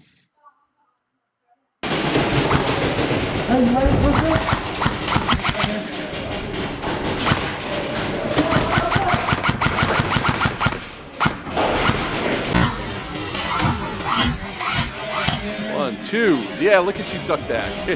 That second shot was to your face. Yeah.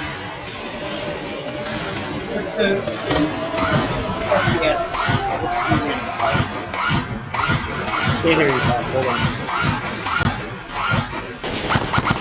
What's your jewel rating? MEDs and all that. Sorry? Your maximum Jewel rating and jewel FPS. rating, MEDs and all that. MEDs don't apply to rifles, only apply to LMGs and snipers. Bang bang is considered a courtesy and only applies when you get the drop on somebody from behind. Mhm. We call it a courtesy because if you do get the drop on them, they have the option to try to turn on. Yep. And I don't yell at you. Then I don't yell at you for point blank in the back. Get that light off of me! For this event, there was like no sniper rifles and no LMGs on Get the that! So 1.55 duels. Turn that shit off! 1.2, we try to keep it under. Nice. Even better. Okay.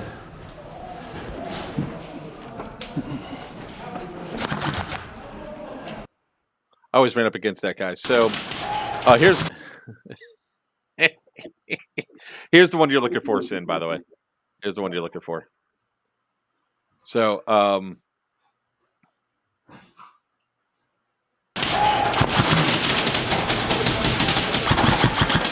So you doesn't want to fucking call it? Yep, it was dead to me too. Let's play. Hold on.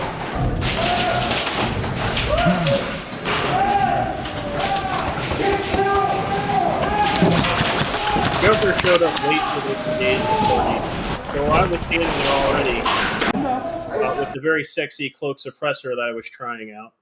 And I had just put 5 rounds into that guy. When Joker pops around and says, "What's going on?" I said, "Asshole around the corner." We both lean out. You could see his tracers and my regular BD lighting him up. you're gonna love, yeah. That guy did not call any of those shots, and they were getting mad because they're getting outplayed. But here's Sin, who's one of the owner of the fields, and you're not calling his hits. I had the refs pull him aside, give him his second warning because everybody got a group first warning. Because we get 3 strikes. Everybody got a blanket first warning. He got his second warning, and I told him the third time we have to talk to you, you're done. Right. So this is you're gonna love this one, Papa. Hold on, this has to go Oh off your God, screen. this train wreck. Literally. Chug it like a whoop whoop.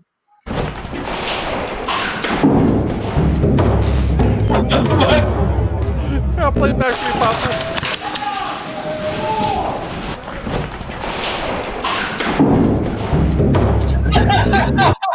But wait, I gotta point this out too. That's Oakley. Oakley was wearing level 3 plates in his plate carrier, and he cracked one. Oh my God. but watch. Pink. Joker runs up, shoots. Was that an enemy? Yeah. The one of the orange armbands. You're a dick. Look. You're a dick. Fuck you. No, you're a dick. Just say it, and we can move on. I'm not, because how many times have I fallen? The got up and man shot got a concussion, and you still shot him on the way I didn't know that. Yeah, I shot him on the way down. Wait, who also bent his upper receiver? Oakley did? What's that? Somebody in chat said he also bent his upper receiver.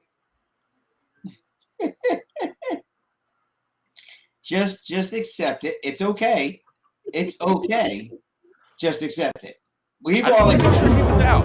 That's all.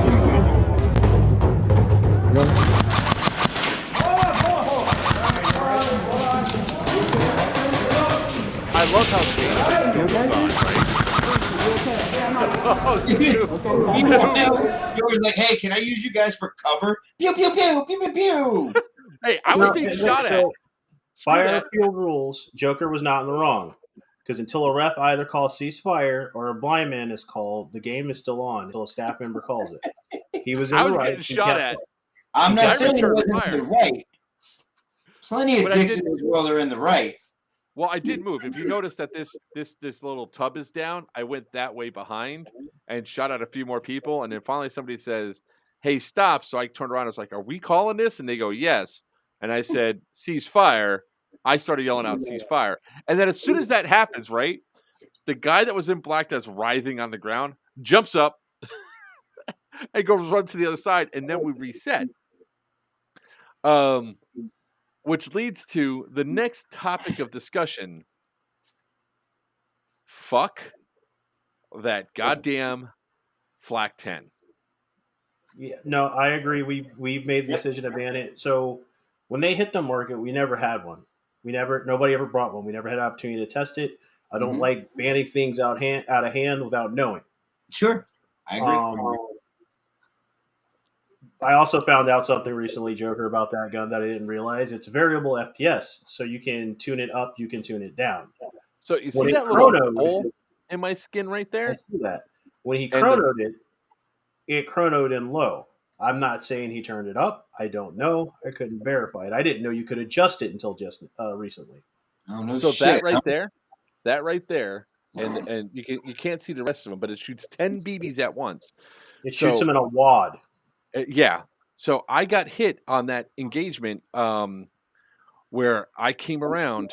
Where the hell is it? Way too close for that gun. Now, it's 10 BBs. If it were 10 BBs and say like a buckshot spread, maybe. But the sheer fact is they come out in a wad for about 20 feet and then they start to disperse. Yeah, I got shot with that thing right here. Yeah, yes, dude, Joker took a wad. I took a wad to the arm. It caused me to bleed through my padding. I wear padded arms. That padding is thick.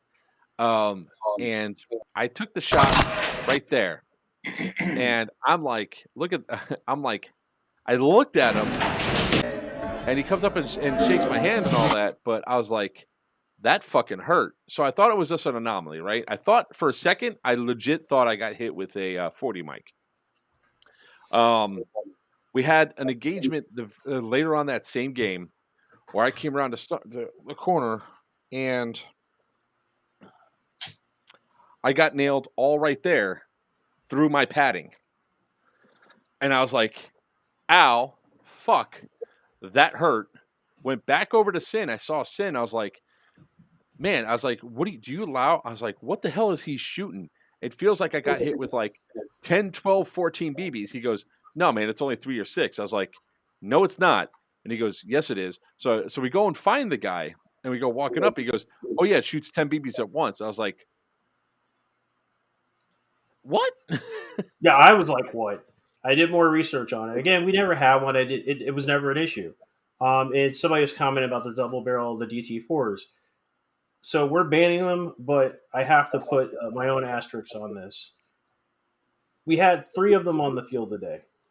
One of them was an issue, primarily because the guy had a monk build, so he had the air stock, he had an HVA with a spree trigger, and he was literally just into people. You're already double tapping with one trigger pull. At a certain point, you're just being an asshole to be an asshole. So this comes an example of we can't risk somebody else being an asshole, so now I've got to ban that gun. You know, the Flak 5 and the Flak 10 are prime examples of just because you can build it Doesn't mean you should. doesn't mean you have to. Well, Absolutely not. the interesting thing is that was also the guy that was like, he goes, hell, bro, when he was the one that I shot him when I shot him in the hand and I was going around that corner. He's like, he could have sworn that he shot at me. He was feathering that trigger as if it was like an M4 AEG, and he was spraying a whole lot of people. So Yeah, no, I had to have a conversation with him twice and told him one more time you're done. And we only had I told one person all day, you're done. Go home. And turns out his friends were there. They were from out of state, and he had nowhere to go, no way to go home. So he got to stay and hang out, but he wasn't allowed back on the field. I told him, if you go on the field, you're banned. Period. Yeah. On a whole, if you notice, like all the cheater videos on there are the same individuals, you know, and it was a shame because they were all associated with that one group or the other, or they were associated with their own groups. I didn't really care about the Flak 10 that much, except for like when I got shot in the stomach, it fucking hurt. That one got me. I was walking up, I'm like, ow. And look, I played at Miami Airsoft. We have people point blank you with 400 FPS guns and shoot you 8 or 9 times in a row before you even have a chance to put your hand up, right? That hurt less than that Flak 10. The other problem with the Flak 10 is every other shotgun in Airsoft, even the AA-12, there's a cycle limit. You can't spam them that way. Right. That Flak 10 is built like an AR platform with the same trigger style. There's no reset. It's literally just spam. I think I don't like them, and I think banning them is not a terrible idea. I would, if you don't end up banning them, or I know you said you already did. If you rethink it, I would say mid caps only. In it, and limit the amount of mid caps that they're allowed to bring. Honestly, because now if you're talking 120 round mid cap, let's say, right, and not a 190 or some shit like that. 120, 140 mid cap, you get 14 shots. No. I think pretty much our thing is going to be if they take shotgun shells, it's a shotgun because that is a cycling limit. Yeah, it is like I'm looking at it, and it really is. It's an abomination of a build. It's ingenious.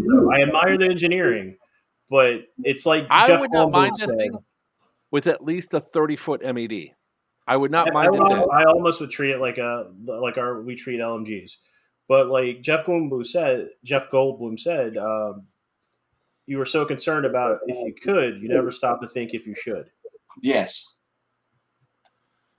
I mean, I'm okay with like I said, a 30-40 engagement distance because I think the BBs would then disperse enough that you wouldn't do it. But when you're playing in a CQB game and you're shooting somebody at 5 feet, ow.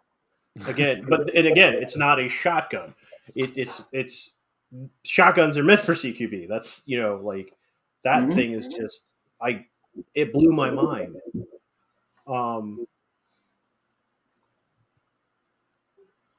It blew my arm. It blew my stomach. And everybody else. Nick. Triple barrel shotguns are a different story. Like the AA-12, there is as Sin said, there's a cycle limit. When you pull that trigger, it's very hard to spam that trigger to get it to anywhere near the rate of fire of hitting 10 BBs at one shot. I even think that shooting 6 shots is a bit excessive on a CQB field. A lot of those shotguns, like the Jagarm scatter guns and all that, you flip that switch, you go from 3 to 6. I would even say don't put it on 6. Always keep it at 3. No, even the Jag scattergun at 6 isn't shooting a lot of BBs at somebody.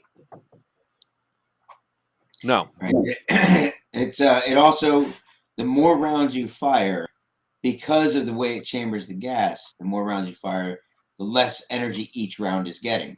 Yep. These Flaks, that's not the case because it's a completely different kind of bolt system. It's all 1 watt of fuck your face. No, this is a constant thing I've been dealing with lately, just everywhere in the airsoft community, is people build guns that legitimately the only reason I could think of to build it that way is to be an asshole. Yeah. Like, there's no reason to have a 50 RPS rifle with a speed trigger that you can feather by sneezing on it. Like, and then they say it's speed QB. Well, speed QB doesn't even allow those guns. Right. I had a gentleman today. He's looking at getting the PKP, which is it's a PKM modified by who is it? I forget the name of the company. It'll come back to me in a bit. but it's called the PKP. It's at EVIC. And he asked, he's like, I'm thinking about it. I want to HP it. I said, okay. He goes, and I was wondering, can I do 40, 45 RPS? And I said, yeah, I mean, with a HPA system, you can do more than that. I said, no one's going to let you do it. No one's going to allow you on their field, but sure. And you're also going to run out of your tank before, the first game's over. But I mean, it's just because you can doesn't mean you have to. And I mean, really, it's just. I can't count how many times I have to tell people it's an FPS limit, not an FPS goal. I like that one. I never use that one. Oh God. I was just, like I said, the level of ouchie that, because I usually, I can get sometimes go, ow man, when somebody shoots me after my hand's already been up. Like I had that issue happen at MK Airsoft, which is definitely a story for next week. Yeah, God, that game. But you weren't in that game. Oh, it happened to you too? Oh no, wait. Oh wait, yeah, you were in that game. Yeah, that game. I got shot 4 times, like in rapid succession while I was dead.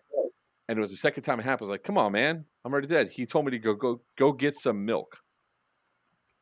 I was right before I naded him. I was like, all right. I fuck any objectives. I'm coming for you. And I went for him over and over. After the game, I went up to him and he's like, yeah.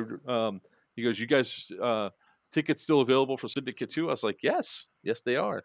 But we don't tolerate overshooting. This thing falls under so many different top 5 banned, top 10 banned airsoft guns. This thing is ridiculous. Wait, that's all. Can you put that in the private chat? I want to see this list. Yeah, here's one. Again. But no, like the Flak 10 in itself and the Flak 5, like I get it, but like they're $600 guns that I'm almost 100% sure by the end of the year nobody's going to allow in their field. Yeah, like I said, I'm 100% okay. Oh yeah, like Matt was there for that. Matt was there for that engagement. So he shoots Joker in the back. I see Joker walking away. I nade him. I go into the room. He's still there. The guy that was behind him called the nade and walked away. He shoots me, and I took a breath. I walk away, and then Matt, who's in chat, walks in, gets shot, calls hit, turns around, and then the kid shoots Matt in the back. This wasn't a kid. This was an older guy. Oh, sorry, they're all kids to me. I don't give a shit. Right? I was like, I really want to save that for like next week because we're going to do the review on MK Airsoft next week. I have to. I did another 24-hour driving session on Sunday, so I was awake for 24 straight hours. Yeah, anyway, so bringing it back. So yeah, Black 10 was shit. I hate that we have to, but it as bad as it sounds, it takes one person to fuck it up for everybody. So Airsoft Innovations is who makes it. I carried Airsoft Innovations for about 2 minutes. If you look at their collection, they had the Tornado, which was good. I enjoyed that because it's a throwable grenade. The problem with that, just like the problem with the Bang 22 and the what's the other Master Mike. Well, no, not first the tossable ones. Their tossable grenades are melee weapons first. I use a Bang 22 Extreme, so I understand. This thing, they are absolutely amazing if you want to crack somebody's skull open. Yeah, they're fantastic. I got hit with one of them at Syndicate 1, like hit with the grenade, and I was like, "Ow, what the hell was that?" And all of a sudden, boom at my feet. I was like, "Really?" You got hit with a pipe bomb, is what you got hit with. That's what they are. And then they went from those to the Master Mic, and then the 40 or the 40 mic and the Master Mic. And these are grenades that you launch a stream of gas pressured BBs, not a spray or a shower or anything like that. They they hold more high compressed gas than any other grenade, and it makes a sound that lets you know how much the compression actually is. Oh, it is. And the thing about the Master mic and the 40 mic, I found out, is they're designed for it's yellow. It's a low pressure version of green gas. I cannot remember. It's the one primarily used in Canada because that's where Airsoft Innovation is from. So you can use green gas in them. The problem is people are using propane in them because it's cheaper. They're using black gas. They're using red gas. They're using duster gas. And it's insane. Like I use the and here's the common misconception with the Vang 22 series. Everybody thinks they're 22 blanks. They're not. They're river setter. They're the blanks that you use to shoot in the concrete. They're not actually Right. blanks. But the problem is there's such a variation on those that like I use yellow, which is right in the middle. But you can go all the way up to the black tabs, which are designed to shoot through 2 feet of concrete. Yeah. You want to talk about dangerous. Yeah. Man, that's not a tool. It's a damn brick. Yeah, Brandon, the same guy that owned the Flaxhead owned the Monk Build M4. Are you able to get a hold of the Chimera grenades? Chimera? Yeah, that's a new one on me. To the internet. I have no idea on that one either. I'm like, all right. While they're looking that up, we're gonna do an intermission here in a minute. But we're gonna go ahead and talk about what's currently being raffled tonight. Tonight is a North versus South ticket. I remember all the funds go to help Damien get his gene therapy. That's a great comment right there. Everyone just gets to join the Tinnitus Club. Greg wants everybody to feel his pain. Yes. If you want to know how to donate, it's right here, $10 a ticket. Right now, the odds are good you're going to win, that Melissa's going to win because she's the only one in right now. So let's go ahead and get those tickets. Go ahead and get some raffle tickets. Damien could definitely need to make sure he keeps his medication going throughout this year. Wow.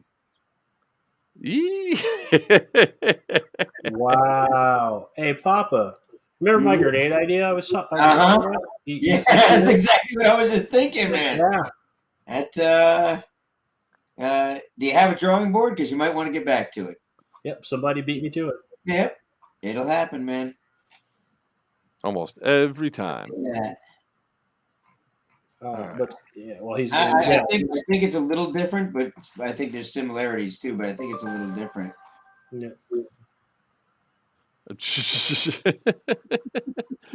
So call. So what you're saying is I should call Jim and tell him to get in on the raffle.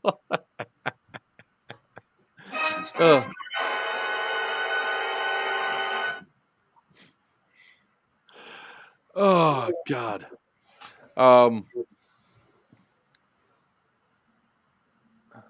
Skyway Airsoft. I never heard of them. Wait, where do you see that? Oh, That's who makes it. yeah, I'm looking at Chimera Junior. Yeah, that's the one that they carry there. Oh, they make that too. Send me the They link. make the bomb simulator. Oh, they make grenades? They make, yeah, I didn't know that, but I mean, I'm seeing some of the stuff that they have now. I didn't realize that's who they were. Huh. No shit, look at that. That's something. Okay, all right. Currently, no, we don't, but I'll see who they wholesale through.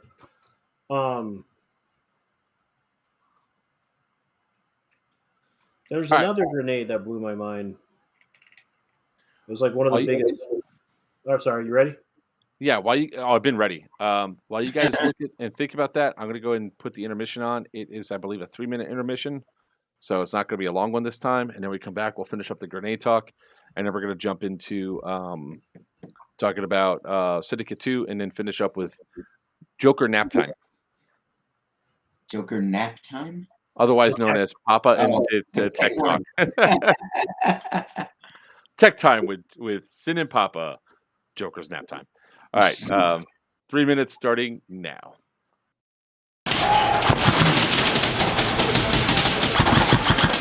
So he doesn't want to fucking call it? Yep, we can sit as me too. Let's play. Hold on.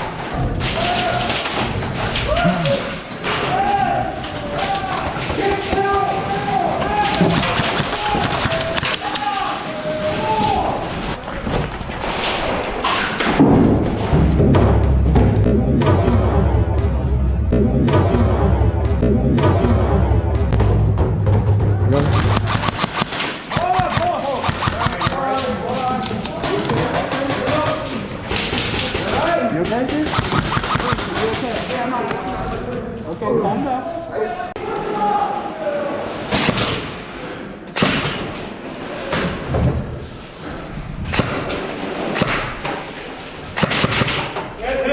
Oh, good exchange, man. Good exchange.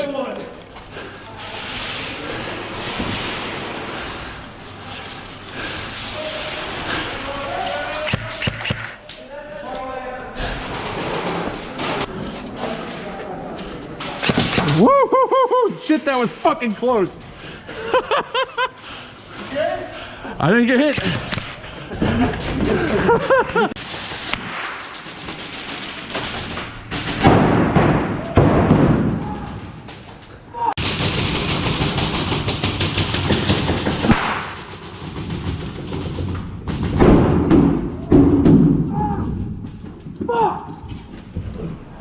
You all right?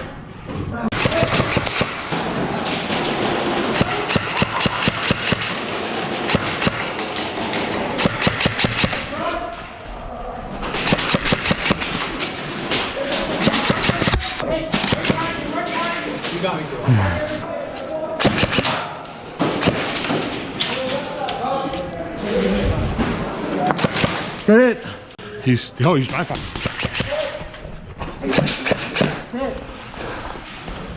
That was nice hit. That's this area of the mountain is cold. Dude, did you hear my gun was empty? Is that why you're asking? Yep. Nice.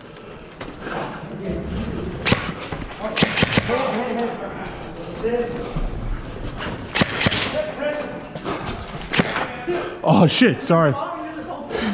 The only thing I hear is people behind me, man. Hit them again, crash them again.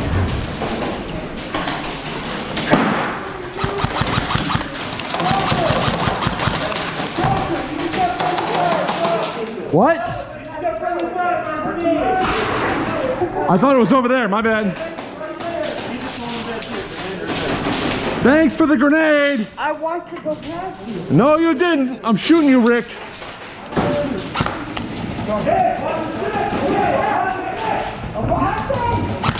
You blew me up. Ref called me out.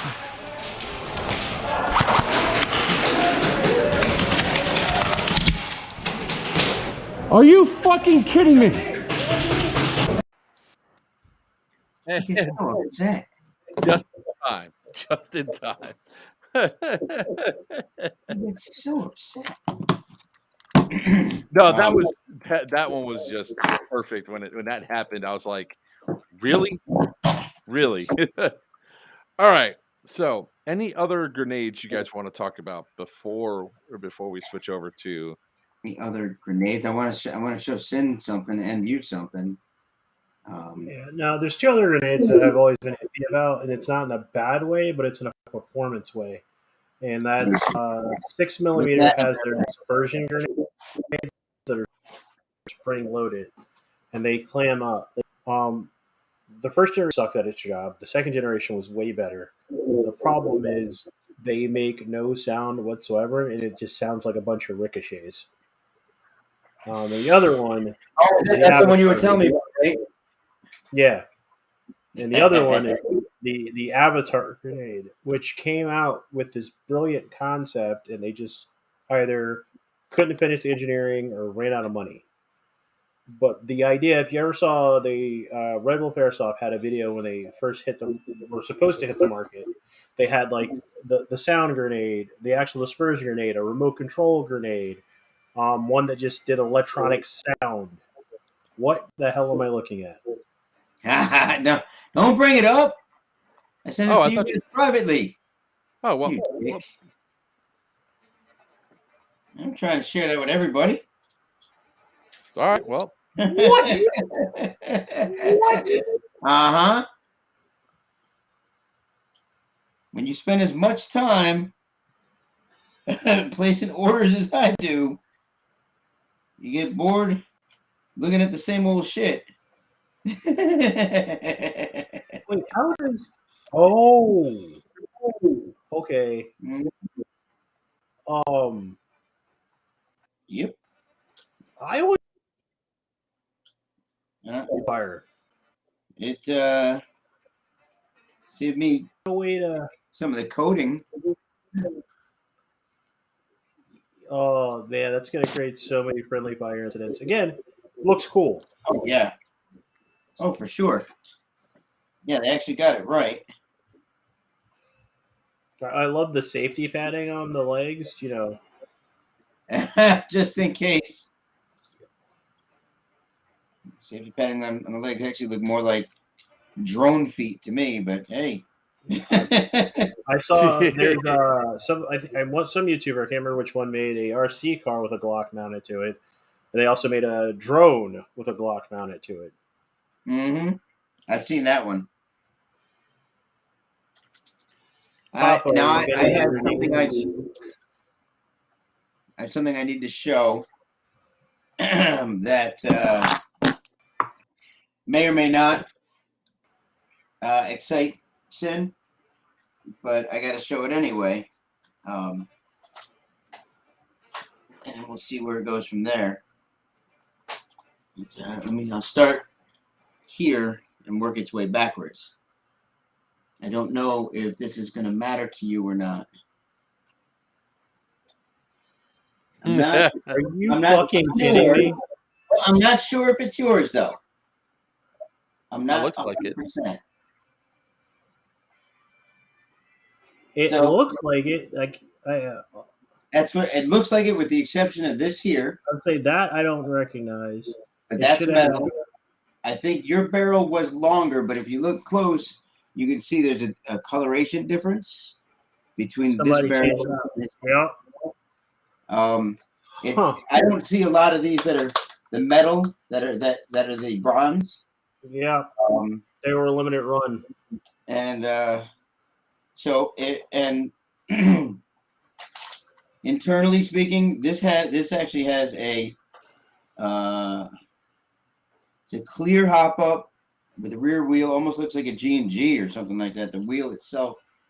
That's the stock hop up that came with it. It was a clear is it? hop up. Yep. Okay. And that's what's in it now. I think it's broken actually because it's just rolling. But yeah, I don't know. And it also looks like it's got a brand new gearbox in it. I don't know if you can see how shiny that is. Yeah, no, it had a shitty gearbox in it, which is the whole reason it was supposed to be HPA'd. If that one is mine that went missing, they probably took out This the is shitty supposed to gearbox. be It was supposed to be HPA. That's the whole reason I sent it into them. Because it had a shitty gearbox in its stock. So why don't we save that for tech time? Okay, Yeah, all right. Yeah, I'm sorry. Just brought it out just to So somebody wants to know if you're going to have grenades in stock. So, tossables, don't know. It depends on if they're available. If they're available, I will have them. And I can say that with all sincerity because I just got a shipment today of I got 6 cases of Fate rounds, Fate version 2, and 10 cases of buckshot.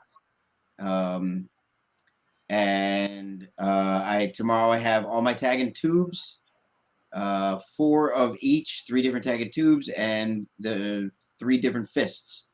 So there you go. That's what I'll have, but I don't. I generally try not to get the EG EG67s. I don't know. If I have to, I have to. But I try not to get them. I'd rather not. I mean, EG67s are the only thing that's available right now. So, Yep. Yeah, no, you're right. But there, any grenade, I don't know. It's a stompable grenade. So, yeah, but you know what? Not too many people know that, and they don't go for it that particular way. So, I mean, it's only crazy some bitches like myself that'll go up there and try to smash or stop out a grenade or whatever, and that's just me. No, a lot of indoor fields don't. It's actually, we don't allow you to throw them back either because you don't know what the fuse is on them. And that's the last thing I need is a 12-year-old kid trying to return a grenade to have it go off in a tan. Joker, I don't give a shit about. He's got extra fingers. Had one tear in half at Victorville. Holy shit. Yeah. Never had one tear in half, but. All right. So let's talk about the next event that we're all really excited for, which is going to be Syndicate 2 at the Crescent Prison, brought to you by CP Milsim or Central Penn Milsim. You can check out cpmilsim.com or go to the Central Penn Milsim page and check out a lot of the details there. Tickets are flowing fast now. Before, like, I left for this trip up to Ohio, we were only at, like, I think it was like 26 DEA tickets and, like, I think 40 cartel tickets. Today, we're at 82 DEA tickets and 81 cartel tickets, like, overnight. And there's a bunch that still haven't. Yeah. Yeah. So in like 5 days, we sold like 40 plus tickets on either side. And they're going up. So things are definitely moving. We have a lot of cool stuff that are set up for you guys. We had a team meeting and everything else. The HVTs will be able to be captured. Just no restraints. You're not allowed to restrain them with their arm behind their back. You just have them walk with their hands in front of them. No soft restraints, no hard restraints. You walk up. The way to take an HVT hostage or take them in custody is shoot them, then medic them. Yep. And then before you medic them, you take away their weapons. Because if you medic them and they have a weapon on them and they use it against you, well, you're stupid. You're going to let somebody touch somebody else's gun? It's just going to be a handoff. Or yeah, well, I would say that's why the way we made the rule was I'm reviving you as a POW. The reason why is we want to give now mind you, there's only going to be 5 HVTs, maybe 6. Sin's one, I'm another one. Jim Fury, Colonel Jim Fury would be another one. I got it, Stu. Thank you. Then Tinker's going to be there as an HVT. Tinker? Nice. Yep. Yeah. Because Colonel Bling Bling is missing since the last battle at Alpha. So since Colonel Bling Bling is missing, we needed somebody else to take his place. So now you got Major Tinker.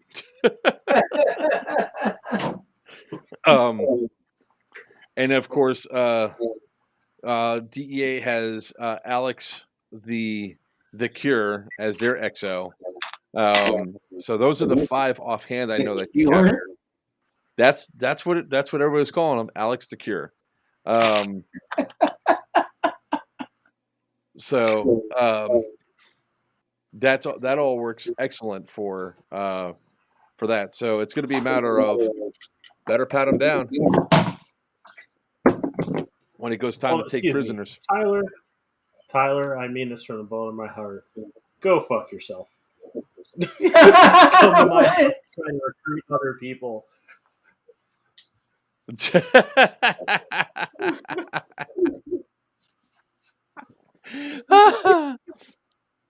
That by the way, was awesome. I was standing there when he's trying to recruit people at a DEA. I think it was oh fuck, it was Grizzly turns around and goes, "The fuck you say?" Oh my god. I'm going to that game, right? You're making me Yes. go to that, aren't you? Yes, I am. You have to bring barrels. You don't need to bring anything else except barrels and whatever custom guns that you have done to talk about those things, and then you're bringing your green shit, so that way you can go, My green shit? yeah, your green gear. You're going green. Money. I'm like, Joker, you got a donation through PayPal? Yeah, it's Stu. I saw that already. All right. I did acknowledge that, like, The Gate Blue Link work on a Lone Star Tactical. Does it have a Gate Titan in it? work. Oh, I see what you're saying now. Okay, got that one too. Oh no, because the Lone Star comes with the what is that? What's the pre-run? No, it's a Gate, but it's the Gate Aster? Huh? Not the Aster. Hang on, I'll tell you. All right, well, that's tech time. We're not there yet. Shut up, Nick. I'm hoping that I can top hashtag DA cover up. Wow. Remember, there's kids, going to be not a war crime if there's no witnesses. There you go. CEO right there. Yeah, can you hear me? Yeah, we can hear you, unfortunately. Yeah. Ladies and gentlemen, here's your CEO. The XASR comes with the XASR. Oh, if you don't know where Colonel Bling Bling is, you can look south around Guantanamo Bay at this time. He's too slippery for that. Probably in Tijuana, covered in hookers and blow. The DEA were on the run. The DEA didn't take any prisoners. They were too busy running away from the firefight. That was a tactical retreat. Yeah, because they were getting naded by their own teammates. That's why you bring the colonel in.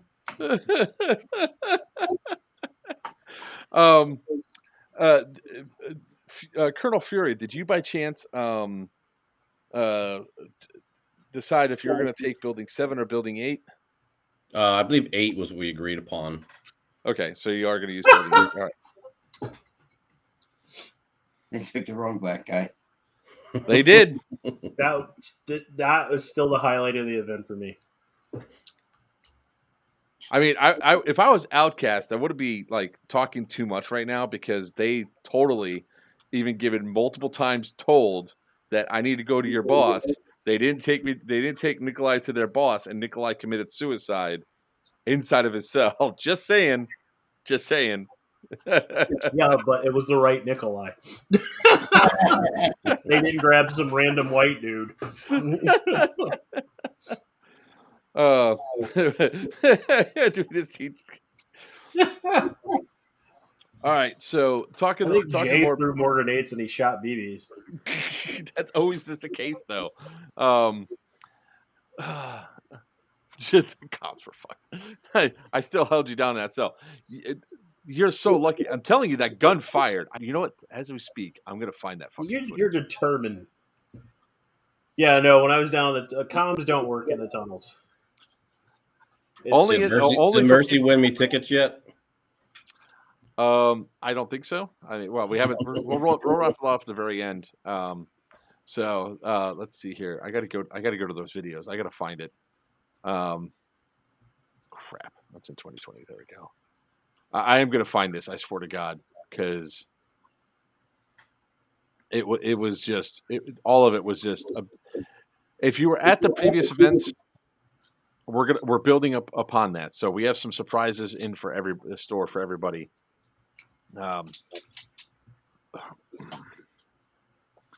Nick never loaded that gun. It had no gas.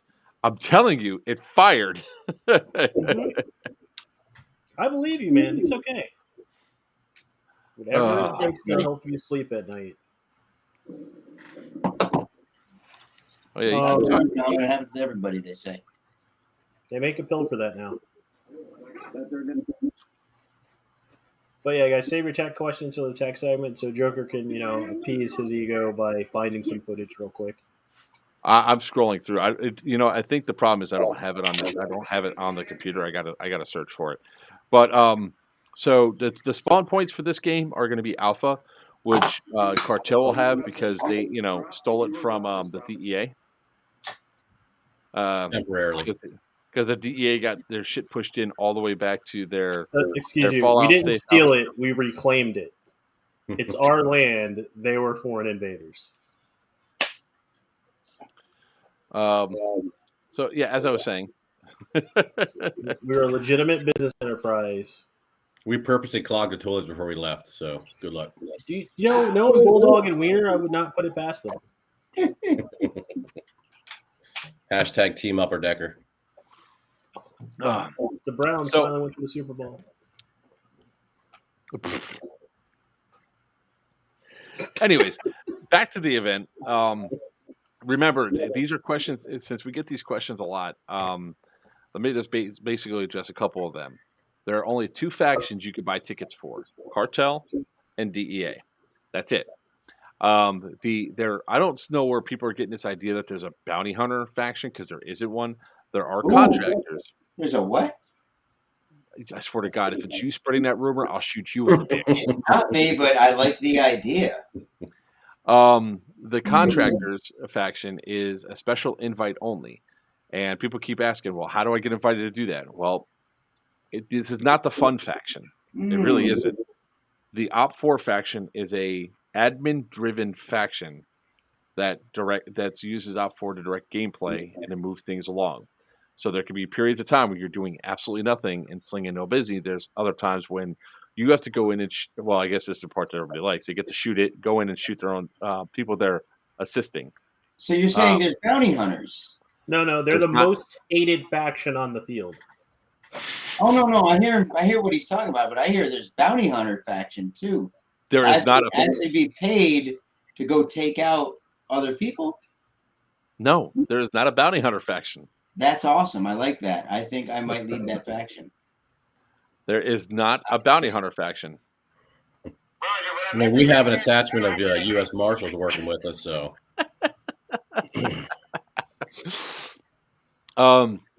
So yeah, and then there's going to be a full-on civilian faction. Those are the JTF guys for the JTF missions. The Echo 4 guys, they're the ones that are going to be going around as NPCs. Again, you cannot be. Yes, sir. If 10 people agree to be on the bounty hunter faction, called Blackwater faction, can.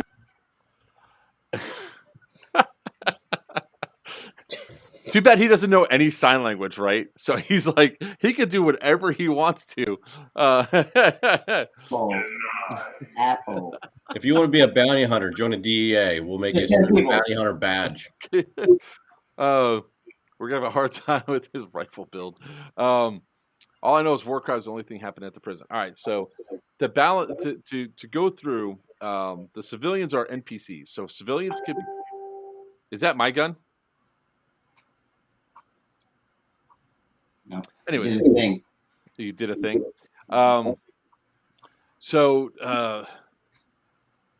Fuck, you threw me off with that because I thought you were finally fixing Goldie. And that's one of the guys I wanted right there. There we go. Bounty hunters it is. Shut up. So the only two factions you can join are Cartel or DEA. Remember, the other NPCs can be bribed. The contractors can be bribed. It's not out of line. Nikolai and Nicolo can be bribed. So we're bringing a whole bunch of cool stuff that's going to be going down for this particular event. But pretty much following on the tails of what Papa says about his game, we're not going to have any bullshit either at ours. I want to address a couple things that have come up before. I swear to God, I'm going to mute your ass, Papa. Hold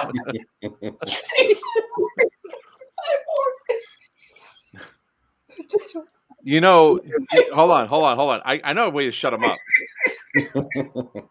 Christian would have to write that And Christian doesn't like it when it's this far along for anything to be changed.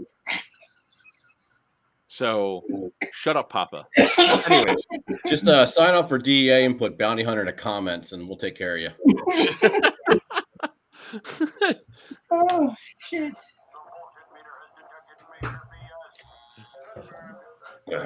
All right.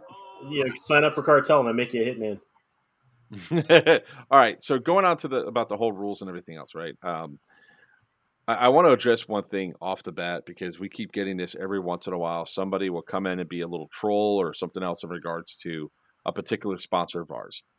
MK Airsoft is a sponsor of this event. MK Airsoft has no authority on the field.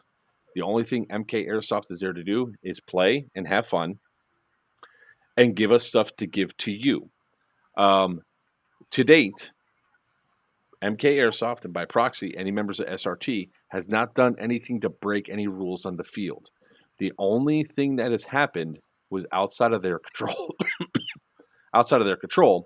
Which was the wrong camos for Lockdown 1 were put inside of a chat, or were put in their rules. They used that, put on the wrong side. Shit happens. It's not their fault. That is the fault of the rules, the way they were written. That's why the rules were rewritten to make really simple camo patterns. The second thing that they got blamed for, which was inside the tunnels, wasn't them. That was Tinker. I'll call my own guy out for spraying down the hall, but he also wasn't going full auto either because his gun does not have full auto. Nor was he on binary. He just makes his girlfriend very happy all the time. Catch my drift. So fingers are blur.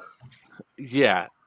And so much so that when the incident occurred, Gabe was hit and down, and the other two members of SRT were up the stairs. How do I know this? I was standing right there when it all went down. So it wasn't them. And the other incident that was supposedly SRT, they were not even on the field. They were off the field inside a building getting something from that dude right there. So if you have a problem with them, they have no authority on the field. They're being watched. And here's a better option. Let our admins and our embedded admins do their jobs. And if they catch them, they will kick them. They will take the appropriate action. So for Syndicate 2, we'll be watching everybody. If you commit a war crime, for example, if you get shot and you maybe got hit once, you just didn't feel it, the admin sees it, they're going to tell you, hey, pull your dead rag out. You got hit. If you take a string of 10 BBs to the face and you're continuing to fire, you're going to be given a war crime. You're going to be told, pull out your dead rag. You're going to be told to sit there for your bleed out time. You cannot be medicked, and then you're going to walk back to respawn. We catch you doing it again, you very well could sit out that Evo. Do it a third time, you're off the AO, and you wasted $125 for nothing. You're shaking your head at me? Oh. I don't have you muted. Okay. No. The fact that anytime things have happened that you have to bring up and then say if you do it again, that's it makes me shake my head because back to Virchew said it earlier. I said it as a precursor. You're saying it because it did happen. It can happen. Just that's. In summation, don't be an asshole so that we don't have to be an asshole to you. We're going to have over 30 admin, well, not admins. We're going to have over 30 different personnel on the field, both between embedded and red-shirted admins. Embedded admins, their primary responsibility is to police their side. The only time that they're supposed to take out, say, a high-vis vest or, say, admin coming out, which takes them out of gameplay, to go walk over to address an issue. If it's so egregious, it needs to be identified and to be calling an admin down to the location to make sure. We don't want this to happen. We want everybody to call their hits. We want everybody to be medicing properly. And you can only be medic twice. Third time, you take the walk of shame. So it's stuff like that. Hate to say it, hate to be this way, but we've seen some stuff recently. Papa and I have been in a couple of events recently where we saw egregious stuff, and there was no change in change in player behavior. So if somebody comes up to you and says, you have a war crime, they're going to start asking for call signs too. What's your name? Why? Well, we witnessed this. Oh my God. Well, it makes you, it's not like it's going to follow you forever, but if the same person sees you not calling hits or, going full auto in buildings, for example, that might be a problem. And since it happened at lockdown 1, it happened twice at lockdown 2, or a Syndicate 2, especially with Tinker. I even told Tinker he's got to lay off making his girlfriend happy. Slow down those fires. All right. Well, since we have the two CEOs on here, either one of you have something to say about the upcoming event? If you haven't got your ticket, regardless of which side you're going to, the good guys or the other guys, get them. Check them in. The more you guys get your tickets early, the more it shows us the dedication and it keeps us pumped up and get excited for this event. It's going to be a blast. It's a great AO. If you haven't been there, it's terrifyingly hunted. We're all about pushing this gameplay. And don't steal the brisket again. Yeah. Whoever did it. Whoever stole the brisket, man, I hoped you choked on it. I hope it gave you food poisoning. I hope that's the piece that I accidentally dropped on the floor and dragged through dog shit while you ate after you ate it. If it felt a little bit, what's that weird taste? I've tasted Joker stuff before. That's the piece that happened to. All right. Wow. Tell us how you really feel. Well, here's the reason why it pisses me off, right? For two reasons. One, we had all of staff did not get a chance to eat the brisket. All of staff. I had one sliver to taste if it was good, and that was it. Look, I like sucking down my own meat. I love it in my mouth. It tastes delicious. And I wanted everybody else to have that sensation, especially on staff. I'm going to need that sound clip later. I was just going to say the same thing. Shut up, Greg. But real quick, a word on everyone that's signing up for DEA. Hey, thanks for signing up. Like he said, get your friends. Forget the cartel. It's not going to be a good time, but I'm going to be going out of my way to make it one of the most immersive experiences that you guys have on our side. One of the things I'm doing is breaking up our task force into a joint task force. So each of the teams, you have your choice of representing U.S. Special Forces or a Navy SEAL team or a combined FBI anti-terrorism task force and U.S. Marshal Service. So all jokes aside, if you really want to be a bounty hunter, you can come and join our U.S. Marshal team. And I will put you on the task of finding either that guy or that guy. I mean, make sure you have a color identification chart with them. So they get the right guy this time. I'm working on full dossier packets for everybody that I'm sending out.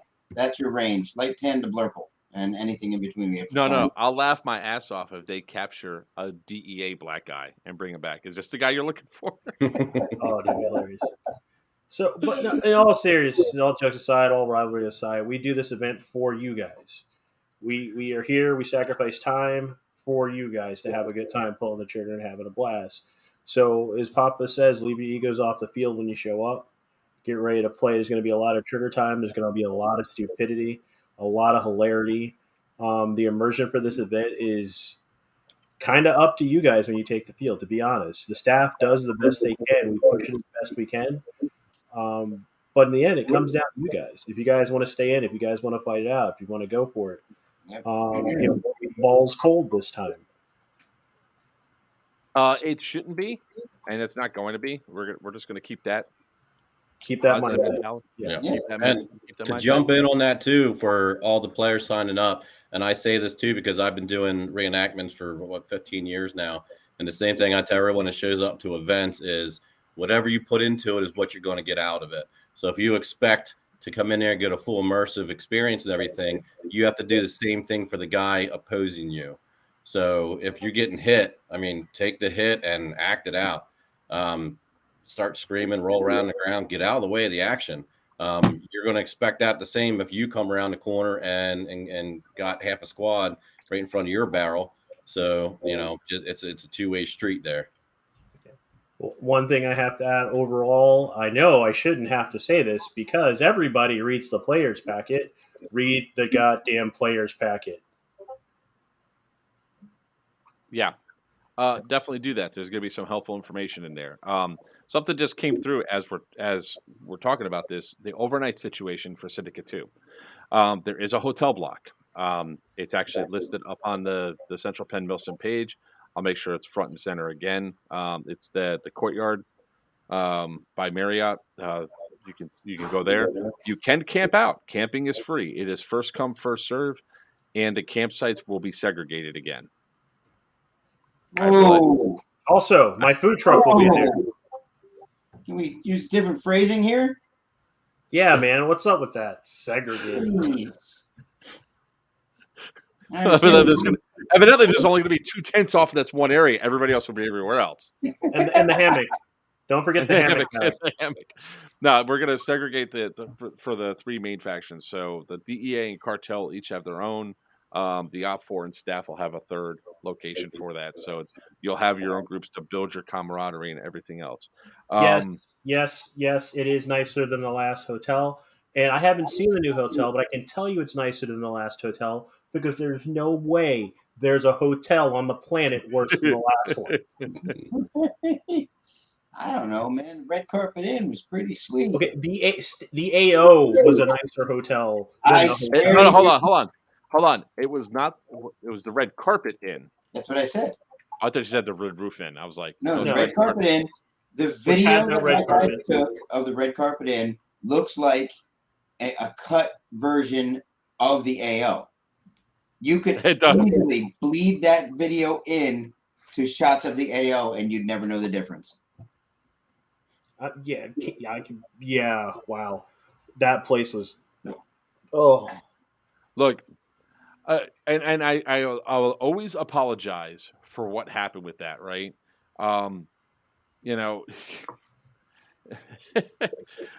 I could not we were up against the Penn State weekend. We're Penn State weekend. All the hotels were booked up, with the exception of this one hotel. Now we know why, because all the locals know about this hotel. We didn't. So we're not going to be up. Sorry, Tyler. No, you don't. No, it's not. I mean, it. Hold on. Wait, he wants to go there for the atmosphere. Hold on, I got this for him. If you want the atmosphere, find a dumpster outside of like a dive bar, crawl into it. There you go. Nope, I got him. Be less bugs in the dumpster. One time I got bit by a hooker with dysentery and spent 2 days in a weird hallucinogenic state. Much fonder memories than the Red Carpet Inn.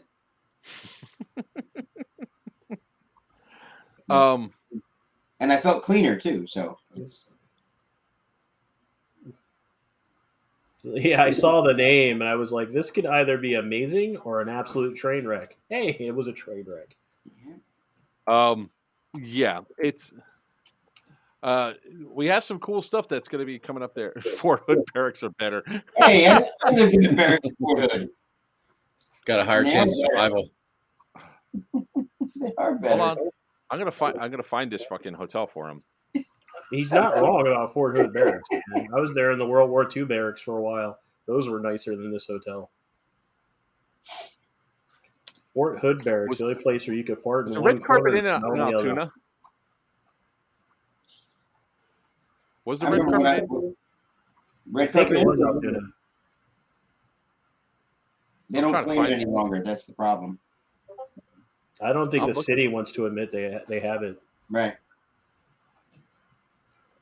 Where the hell is it? It's not showing up. I just want to send it to him. Deleted it out of shame. Yeah. Like there's corners of Reddit where this hotel should exist. That's how bad it is. Oh, it's in Edensburg. That's why. It's not in Altoona. It's not. Yeah. Either way, the new hotel is nicer. It is much nicer. Because the bar was already set so fucking low. Yeah. It's not really that hard. All right, here, just for Tyler. Tyler's the one that wants to stay there, right? There you go. There's your link. Have fun. Whoever wants to stay there. And they're very nice to reserve rooms for you when you call to reserve them. They're very happy to reserve them for you. Because Because you're the only room. Because you're the only person that's going to be there. All right. So with all that being said, go ahead and get your tickets. By the way, if you guys were for Syndicate 1 or Lockdown 1, those promo codes will end on February 5th. So you essentially got, 15 days to get your tickets? Go ahead and get them. Or you missed that promo code and you have to hunt and find another one, which is not easy. We will not be adding any more tickets to this, sort of like the JTF missions. Once they're gone, they're gone. The other aspect about it, when you go to check in, you can start you could be on property on Friday at 1:00 to get registered. When you go to get registered, bring your guns ready to chrono. Also, don't get upset if you go in there and all of a sudden some guys cut the line because they're on JTF missions. We need to make sure everybody with JTF mission is ready to go Friday night, as opposed to, Saturday morning, because they have something to do Friday night. All right. So that's pretty much all I have for Syndicate 2. Now we could go to Tech Time with Papa and Virchew.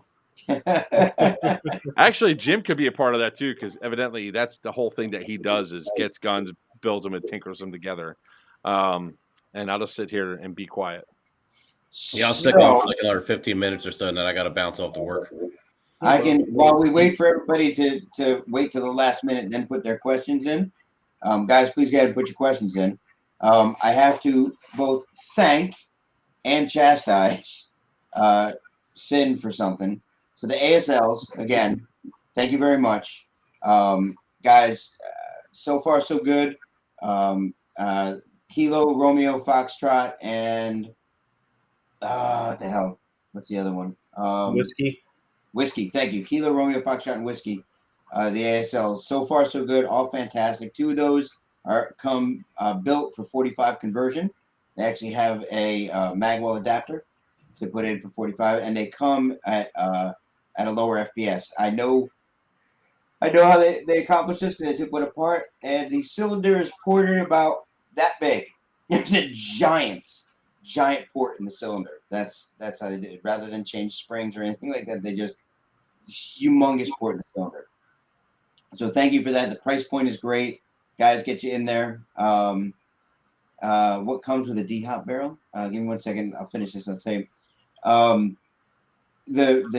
The chastation, is that right? I said it right? That I have to give you is because Bulldog saw him, fell in love with him, and he's like that one there, cute, the Foxtrot, and he goes, and I want it HPA'd. No problem. Hold that thought. There is a problem. I forgot it's Vulcan. Vulcan is proprietary everything. Everything. I wish I had not finished putting it together. The gearbox, they use their new piston heads. Their piston heads are cut higher than a normal piston head, and their gearbox, they actually angle cut their gearbox. You can't see it anymore. And inside they actually flatten it out, so it's not a full radius circle. So nothing but their piston, their cylinder heads fit in that. I actually had to Dremel the whole thing out to allow a Wolverine to fit in. Put a Inferno in. You can't use a different gearbox in the gun because you can't get a proper trigger in it or a proper selector in it. Selector switch, everything is proprietary. So if you ever find that you need to HPA one of these, just be aware that that's what you're gonna have to do. I wonder if they changed some stuff up because I see it. I'm listening, but I dropped. I haven't done it in a while. A Fusion engine. I've done an N7 Milsim and a V12 in them so far, but the V12 is Vulcan. So V12 will go right in. I think the N7 will go in because the N7 has a. Doesn't the N7? I haven't done an N7 in a while. Doesn't the N7 have a half cylinder head? also, No.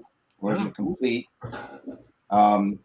It does not. It actually. So instead of it being a full circle like this, if you're looking straight at it, instead of being a full circle like this, it actually is just that. So if you try to seat something in that's a full circle, it will not drop in. Huh. Yep. So had to do that. Oh, sorry about that. I'm breaking it. It actually has nothing to do with you. Yeah, fair enough. Because it's more than. But in the end, I got it, and it's really a perfect gun to HPA. I put a Storm in grip in it, and so battery compartment wise, here's your battery compartment, and all that goes in there is an HPA battery. A little 350. That's 7.4. That's it. So absolutely fantastic. But I got four. I think I had 16 altogether coming in tomorrow's shipment. 4 more of each. Jesus Christ, man! That is so violent, Stu. So you can contact. I was saying Jesus Christ to Papa, not to Stu's comment. Oh, that just sounds like fun. Yeah, no, like that's one of the reasons why I HPA'd one originally was because the battery compartment's right there. Oh yeah, and I'm gonna have to take one apart when I get back to the shop. But sorry, Stu via side blue. If you're talking high Kappa or are you talking 1911, what kind of pistol?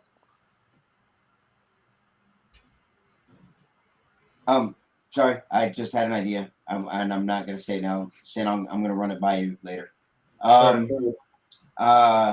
While Stu goes off, respond. 268 pounds coming in tomorrow. A $9,000 order. 9 different models of guns coming in tomorrow's shipment. Nice. Yeah. Milsim, preferably 1911 or Glock. So this is part personal preference, part future proofing. If 1911 is on the table for you, I would go with a high Kappa because it's double stack 2011. And performance wise, it can be tuned up or down to whatever you need it to be.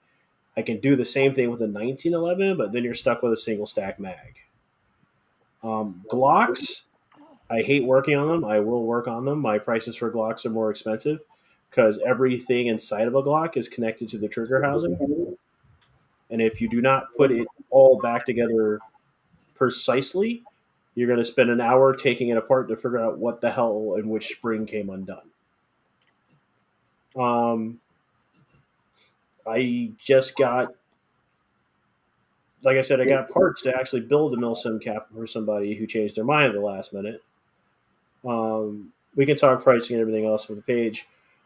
I currently have a $900 Glock up for sale that's fully upgraded. It's the Leo edition. That I went overboard. I'm not gonna lie. Everything inside of it's been changed and upgraded down to the actual housing the trigger sits into, because I hate the cheap, chintzy trigger housings that come with most Glocks, especially the Elite Force ones and even the Wii ones. They make there's a reinforced Wii Glock that's all steel upgrades inside of it. Yeah, Brainerd saw the Gucci Glock. But the Wii Glock, they say it's fully upgraded and reinforced. Yes, it is. The hammers, the springs, everything else is. But then they put it into a shitty polymer housing. So while your hammer may not break, the plastic part holding your hammer in place will. All right, gentlemen, I got to punch out. I got to go work in a freezer and fix layer picks. Oh, man, that sucks. Yeah, it's my last 2 weeks in this position at work. I got the promotion, but I have to train 3 different of my coworkers to pick up all the work that I'll be leaving. And the last hey, good job they gave to me was send me down here to Georgia to work in a cold facility. So I'm working 11 tonight till 9 in the morning the next 3 days. Jesus. Nice. Bye, Jim. Good luck. Have a good night, guys. Like I said, the Gucci Glock's available. I actually had it up on sale at the swap meet at a discount. I didn't sell anything at the swap meet, and the problem was everything in my case and on my table was upgraded, and nobody could really afford upgraded stuff. They didn't bring that kind of money for a swap meet. But I got the Glock available, or I can build you a custom high kappa when I come down that way if you're in Florida. If not, hit me up on Facebook or Smurf to get a hold of me, and we can talk about other stuff. But if you want a good Milsim build, like the Glock is really Gucci. It's shiny, it's silver and gold.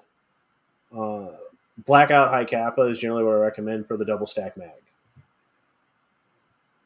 Because most people I know are like, I run a 1911. I'm like, well, a high kappa is a 2011. It's a 1911 with a double stack mag. It's more ammo in your mag. Yeah, what he said.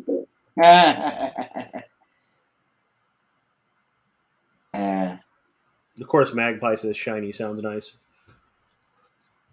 Will there be tech work that's being done at Syndicate too? I'm bringing my kit. If I have time, I will be busy though. Yeah, so I'm gonna say it like this. Yeah. No. I will do it for $130 an hour. Yeah, most of the guys that are going to be able to tech are involved in the event. We're all going to be, unless it's an absolute emergency. Don't bug me. That's the thing I'm going to say. It's worth it for me. Somebody, Stu, I think, asked about the D-Hop, what comes with it. The D-Hop barrel system is your barrel, your choice of length, and it's patched. I was explaining it earlier today. The biggest difference between my patch and everybody else's patch start from the fact that it's actually cured to the barrel. It's not a patch created then added to the barrel. It's actually built onto the barrel. It's a part of the barrel. So don't bug me about nothing, big man. Just because your arms reach from there to here, don't talk to me. Well, I gotta get the M60 over to you so you can fix that up too. I didn't forget. I haven't forgotten about anybody. No, I apologized earlier. If he'd been on the stream early enough, he would have heard me apologize to everybody. Sorry. I'm pretty tough. Not around. Also, Brainerd doesn't need the 240 because he literally won everything at the frickin' raffle. Again, I swear to God, it was hilarious. Here comes Brainerd. Here comes Brainerd. Here comes Brainerd. He did buy like $300 in raffle tickets. Yes, he did. He learned that from me up at the VFA game. That's what happened. But like the odds of him literally hitting on every one because all of his tickets were in a row. Not like they were dispersed. And I think one ticket was like one number off too. Yeah, he won everything that wasn't a gun. So it's barrel, it's the patched barrel and a custom bucking that comes with the D-Hop setup. You can get a drop-in kit if you'd like, and you choose between a max hop and a Pro-Win, Ditech Pro-Win.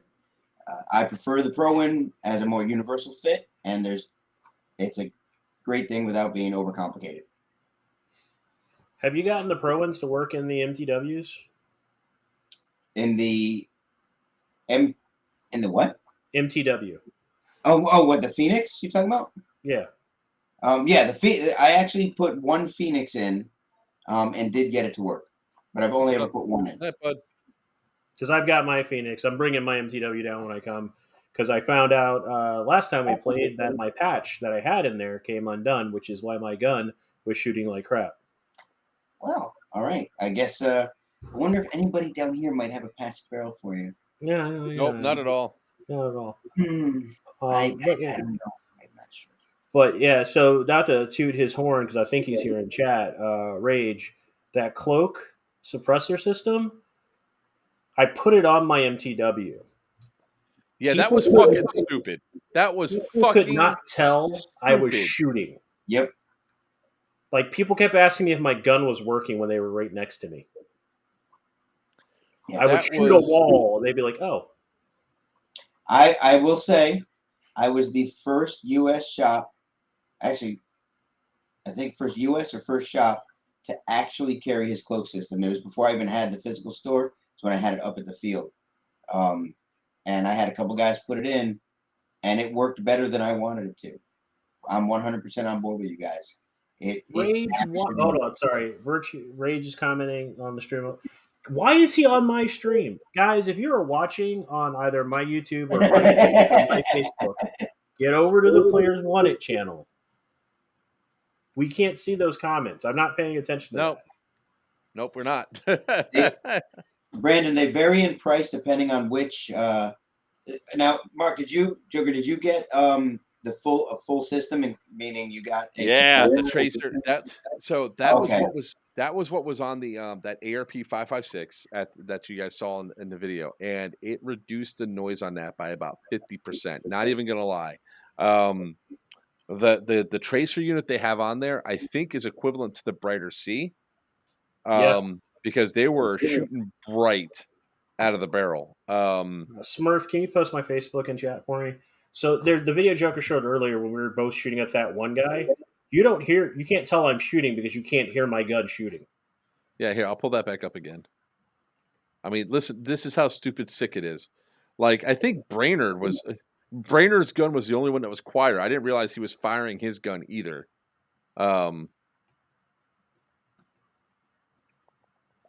I think it was Cheater 5, right?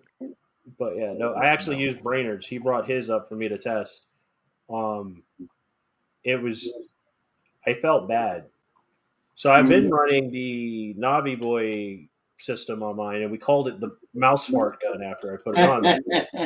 This thing was like, I've been in recording studios that had dead zones, and this was better. Yeah, it really is. And Rattler's Rage, wrong Rage, but it's Rage Custom Airsoft. RC No, I Airsoft. thought Ron was in chat. Sorry. No, I actually just sent him a private message to let him know we were talking about him. He was, when he created that, he was very, very proud of it, and I know that feeling. So I wanted him to know that we were giving him big up because it really, really does work. It works better than it should. Yeah, that's what I thought. Yeah, me and Brainerd did a side by side test with his gun versus mine with a cloak, and I was quieter. Yeah, it's insanely stupid. I mean, not saying it's stupid, but I mean it's insane just how quiet that damn gun is. And hold on, I'm trying to find the video. Where the hell did the video go? The Foxtrot mag adapter? What do you mean from flying out? I haven't experienced that problem. Wait, I found it. It's in intermission.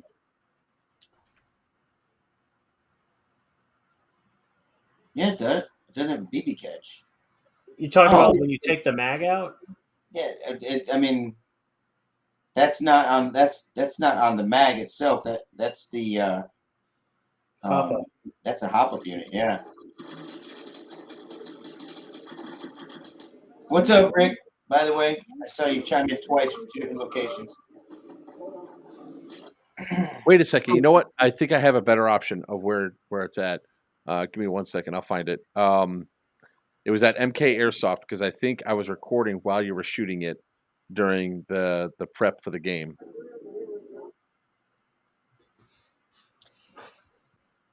No. So, so Stu, no. Adding a D-hop is just like adding a barrel. All you're doing is adding a barrel. It's called a D-hop. The reason we call it a D-hop is because I didn't invent patch barrels. There's R hops, S hops, flat hops, all those out there. And because of DEO, I created this. I just decided to call it a D-hop. DEO's patched barrel, right? So it's a D-hop. It's not an actual hop-up system. It's just a patched barrel. So all you actually have to do is, it comes with the patched barrel and the custom bucking. It's a flattened bucking. Take that, drop it in, and you're done. That's it. And you instantly have improved shooting, FPS and range of distance. All right, here we go.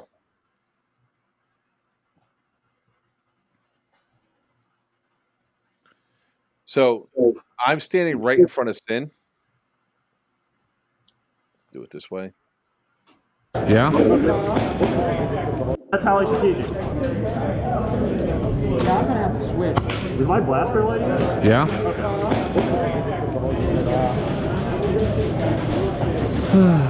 Somebody. So if Yeah, I'm gonna have to switch. You can hear the blaster lighting?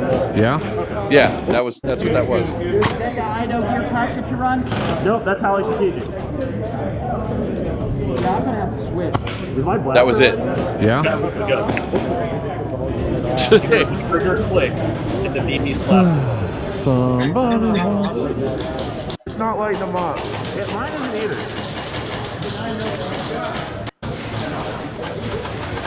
I think you did it earlier too. I'm gonna search for it some more. 'Cause I think I was like trying to. So this is actually an MK Airsoft. And thank you, Rick. I appreciate that. Actually, no. To Stu, the most of the barrels are 6.02. Actually, you want to you want to have a little bit of distance, so you're not banging the BB around. You want to have that little bit of extra distance. What I found, the 602, 603, 601 is extremely tight and not necessarily necessary. I don't know. I can't see anything. I'm running a 6.0. Are they red? Some of them are. Here, Naga. Well, Junkies, I got it from Junkies, so whatever. But it's just like that. Are they red? That's it. You just hear Some of them the are. swap. That might be the problem. Oh, no, Put red there's BBs way back. more green. I didn't bring my damn B2. Yeah, my tracer was on the fritz. We were trying to sort it out, but that thing is so freaking quiet. Yeah, Rick. I actually some of the barrels I use are HPAs. Some are ZCI, and some are Angel Custom. It really just depends on which. Depends on actually its length. They vary by length. It's not all companies carry the same lengths. I really wish I could still get Miracle barrels just to have one dehopped. Now, did you? I've never used Full one. effect. But I read the technology. Did you like them? Did you like it? Did it actually work for you? Now you're shooting the tracers. So There you go. the Miracle barrel depends on and so the Miracle barrel works amazingly well in long guns. Their shorter barrels, not so much, but the technology that they put into them, or the innovation I want to say they put into them, was fantastic. I ran in an HPA gun, my 417 with a fusion engine in it for a long time, and the best performance I had out of a barrel. I ended up selling my gun. Right? Huh? You had to increase your well on that. I bet though, right? Yeah. Yep. But like, I sold the gun because they were still in the market at the time, and I was going to buy a new one. And I put it off, and then like 2 weeks later, they were off the market. I couldn't find them anywhere. The tech was pretty cool. I never got a chance to touch one. I wasn't sure, just reading the technology, how consistent that channel would be. But if you're saying it worked, and then absolutely I believe it. EDGI, no, I generally don't. They're too expensive.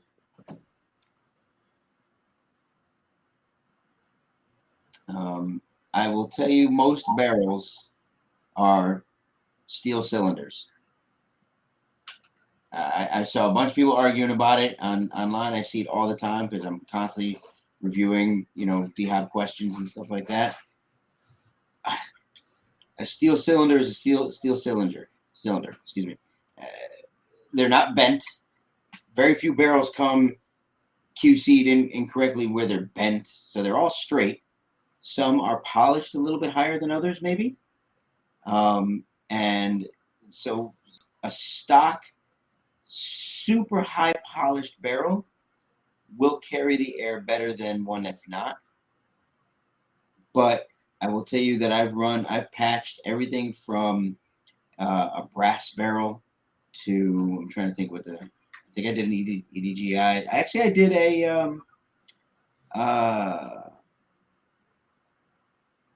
a Promi barrel, and the brass barrel performed a little less than it should because it was like a 605. You know, it's factory 605. I cleaned it before I used it. It was a used barrel, cleaned before you. That's the only difference. It really is all the patch because it's how light of a touch goes into the BB, so you're not bouncing the BB down the barrel. That's really what it is. You're late on this one, but somebody wants to know if to run a pistol. Do I have to run pistol mags at north versus south, or can I use an M4 mag adapter? Yes, you can use. Oh wait, oh that's north versus south. Sorry. For the Foxtrot, can you use? I don't know. You can only go semi-auto. Yeah. If it's M4 and you're using M4 magazines, semi-auto only. That's it. If you want to go full auto, an SMG has to be an SMG. And back to the barrels, like most guns now out of the factory come with 603s in them. I don't think I've seen anybody releasing anything like a lot of stuff. Yeah, 603s. 603. Who? Shit. No, because it used to be. I think. I remember 605s. I remember 608s. I remember 610s. Never saw 6. Well, Orga has their like a 612 or something like that. Yeah, something weird. Crazy fat barrel. Yeah, but most guns now I think are like 603. Yeah, a lot of them. I think the SR series is 603 for G&G. All the Gen 2, the mid tier, up tier Gen 2 Lancers are 603. 6.23. Who made it? Is that an Orga? Are you on crack? What are you? First of all, you're using half a tank just to push that BB out. That's crazy. That's wow. I got to look this up now just to see if this exists. Yeah, that's crazy. That's a bubble tea straw. That's what that is. Holy shit! Orga Magnets 6.0 wide bore barrel. Yeah, they exist. What is it? 6.23. Yeah, why? I've heard some of the sniper. If you go on some of the sniper forums, the guys talk about wanting that pocket of air, so they get those big giant because they're throwing 550, 600 FPS. Yeah, dude, even in my sniper rifle, I don't need I run a tight bore. I have not personally noticed any major difference between going super wide. Because no matter what, you're still dealing. Once the BB exits, you're still dealing with wind. Mm-hmm. That was. I told you that's how I learned by accident. I learned about the true effect, not just the Magnus effect, but the high spin rate cut through the wind. Yeah, that's what I'm saying. So even if that were the case, Rick, yeah, it's definitely going to lower your FPS. But once the BB clears the barrel, you're dealing with nature. Like that barrel's not helping it at all. Like it just literally you're using air. Like your cylinder only has so much volume on an AEG anyway. You're just wasting. Rick, what length is that Magnus you run? Because I'd like to send him I'll send you a D-hop and shoot like 50 rounds through the Magnus and then do 50 rounds through the D-hop, same gun, and tell me what your difference is. Because I'd like to compare that. I definitely theorize the gain. I've never been a big subscriber to the pocket of air. Well, you're definitely gonna have to run a heavier BB. A 112? Oh yeah, that's your. Ouch! Fuck that. What? Superweight BB and a 112? If it's 100, I think that's a 1.12 BB. No, barrel length. That's barrel length. Is 112 millimeter. Oh, okay. No, the heaviest BB when I read that is 0.69. Yeah, even then, that's a whole lot of nope for me. Yeah, the 0.5s are the heaviest I run, and they have graphite in them or graphene. They have graphene in them, I think. Yeah, is what it Death is. Zone Airsoft sells .69, but they're like $12 a BB. Those aren't the ceramic ones, right? I don't think they're ceramic. Because I know for a while you could buy the ceramic and the glass. I'm like, no thanks, not in my field.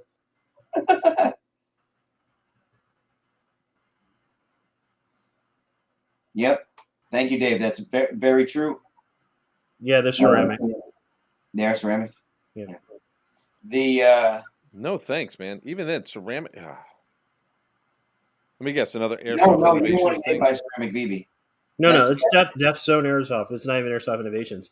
I actually used to carry a hit check gun with a mag full of them. Holy shit! Dude, our reps standard when we could get them was either 4.0s or 5.0s in the hit check gun. Because again, you may not feel a 2.3, you may not feel a 3.0. My rep hit checks you with a 4 or a 5, you're shooting. Yep.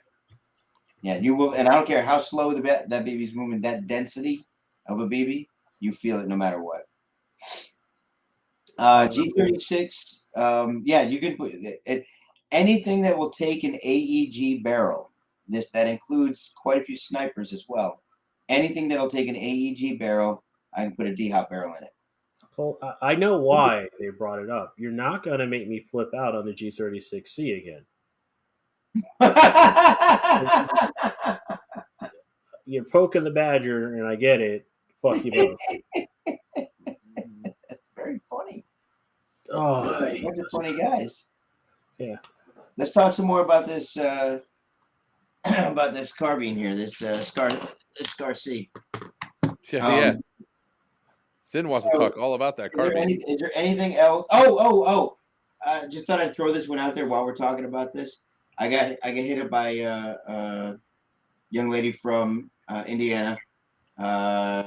She is missing a gun. She gave me a description of it and all that, so I'll be looking for that one as well. So if anybody out there is missing a gun that should have made its way through a particular company that might have come down this way to me, please let me know. I'll see if I can find it for you. Anything identifiable? I don't care either way. It's going to be yours. But I have to scroll through Facebook photos to take a look. Mm-hmm. Like I said, I had it for a day. I got in a trade. I may have played maybe 2 games with it just to make sure it worked. No, but at the time, I was switching everything over to HPA, and I was just... I play it with it as like, it's an AEG, but no. Right now, I'm in love with my TK45. I'll trade you. I mean, what? I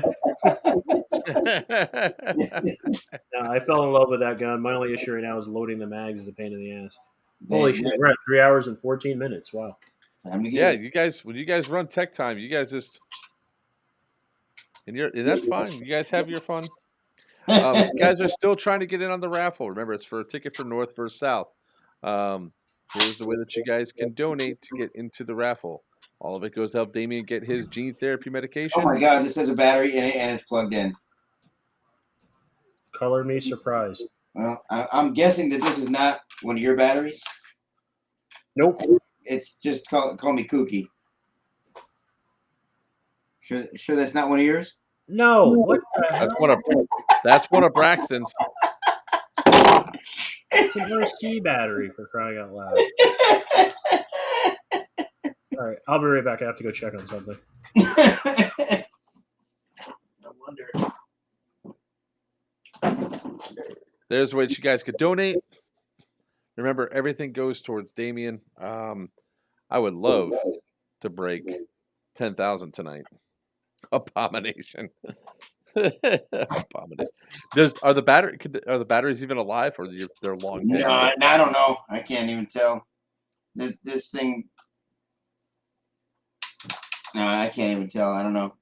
I'm trying to see if this thing fires anything at all. So, Rick, you need a 112. What did you do to your TK45? Saying I'm going to give. Rainer, do you have a TK45 too? I'll trade you 249 for. Oh God! Sorry, man. Sorry, had to say it. Joker. Yeah. So, Rattler came in, and apparently he brought his pistol. It was an APS Glock variant, and he brought it in to a gentleman that was working here at the shop, and it was supposed to do something to it, and have to remind me. And when he got it back, it just wasn't working. So he went to sell it at buy sell trade. And Bulldog looked at it and he goes, "Hey man, you're not really gonna be able to sell this." And he turns the magazine over, and the magazine was missing the air release valve, right, for the striker. Yeah, it's a CO2 magazine. I'm like, so he tells me this. I'm like, are you shitting me? So he comes in. He came in the other day and he told me the whole thing. Now that I spin around, I grab Virchew's back. Oh. And I spin around, grab a gas mag off my off the workbench, fill it, throw it in, pull it to the rear, fire. Put it back in a box, hand it to him, and send him on his way. And I'm like, "Are you shitting me?" He's like, "No, when it came in, it had that valve. Somehow that valve went missing." Why? There was no reason to have touched that valve. That's the thing. So. Well, no, Joker's gun this weekend was hilarious. He sends it back to get worked on because there's non-firing. We take his battery out, put it in a shot battery. It fires absolutely fine. I told him, it was like, "It's his battery." I sent it back out. He tries a different battery, does the same thing. Sends it back, says it's not the battery. I grab a different shot battery, plug it in. Fires just fine. I take it back out with the battery and show it to him. And he's just like, "Huh." We grab another guy's battery that's there, plug it in. It works just fine. So let me start off by saying I love Joker. Man has trouble with batteries. No, it's only that gun that has problems with batteries. Don't you shush me. Don't you shush me. It's that fucking gun that has problem with batteries. I think there's something that's... Yes. There's several guns that have trouble with batteries. No, I don't. Not anymore. All right, sorry. He's running a EMG DDM 41 with a gate tie-in, probably for the 11x half up. Have you done anything with the compression? Have you touched the piston, the cylinder, the nozzle? That other than that, in your motor, it looks like you've upgraded mostly everything else. When you upgraded the Titan, did you get a different gear set? Speaking of motors, let's segue down to a question that came just before, and we can talk about them both. Nick asked, high torque or high speed motor in AEG? There's now a bounty on Nick's balls, just saying. So it depends on your gear set ratio and what you ultimately want to have happen. Yeah, that's a hard one to answer without knowing a lot of information. It's a very tricky question. Ask street racers about engines and transmissions. That's that right there. If you have a high speed motor that'll do 60,000 RPMs, that's great. We're talking brushed motors here. That'll do 60. That's fantastic. But if you try to pair that with like a 13-to-1 gear set, you're not pulling any kind of spring. Nothing. You wasted money. Yeah. You're going to put an 11.1 3,000 milliamp 40C, and maybe you'll pull an M120. That's like, seriously, that's because your ratio's off. You get a 100-300, that's a different story. Or 32-to-1, something like that. Now, you're something different. Conversely, you get a 18, for a brush motor, you get an 18-to-1 super high torque. Now you get a 12-to-1 or even a DSG. You put a M170 in that thing, you're all over the place. Your ratios have to match your motor, have to match your spring, and springs serve two purposes. They're the speed of the return for how fast you cycle, and the speed of the return for how fast you compress the air. God, I'm a fucking nerd. I was we need way more information to actually answer that question accurately. But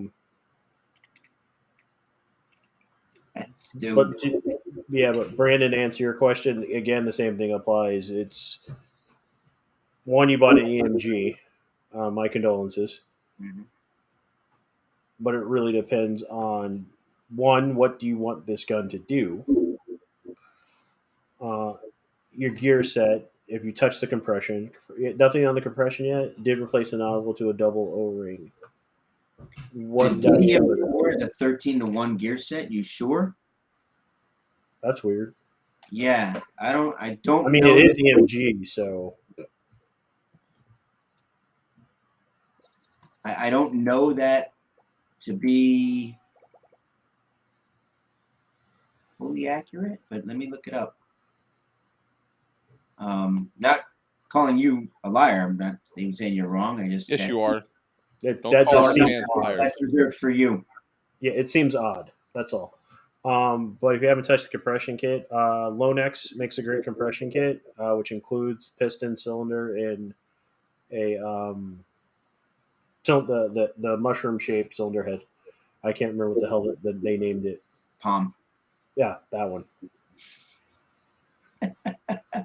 I knew it was something weird. You spend all day with hammer springs and nozzles. All right. New EMGs are 13-to-1. Really? What motor are they putting on? It's got to be for 13-to-1. See, now here's the thing that makes me doubt that is I'm looking at right now the Helios DDM4, right? It's also it's also called the DDMK18. Is it the 350 FPS or the 400 FPS version? First, the 350 FPS version with an 11.1 does 28 rounds per second.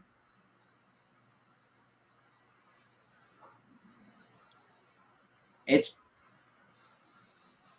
possible. 13-to-1 gear set with an 11.1 should be doing better than that if it's properly paired, but it's possible. They could have shortened the teeth or cut teeth on the cylinder. Yeah. Brainer, your question about the TK45, I have done absolutely nothing to it. It's been a dream out of the box. I tend to not do anything to a gun until it starts misbehaving. They're beautiful. I don't know why I don't own one. The same reason I still don't own a Scorpion of my own. There's so many guns that I love that. All this motor talk is pointless if you only use the gun on semi. Not true. No, not at all. Not at all. It's you're talking your cycle time, and for compression, for actual how much air pressure you're pushing through. Absolutely. Even if you're not spamming the trigger, even if it's a single pull like a DMR, absolutely. You want to get it moving as fast as possible. It comes back, comes forward. That's your cycle. BB's out. Fast as possible, highest compression you can get out of that. There you go. Short stroke, the EMG is. Oh, you looked at them, Rick? Oh. They almost have to because that math doesn't add up otherwise.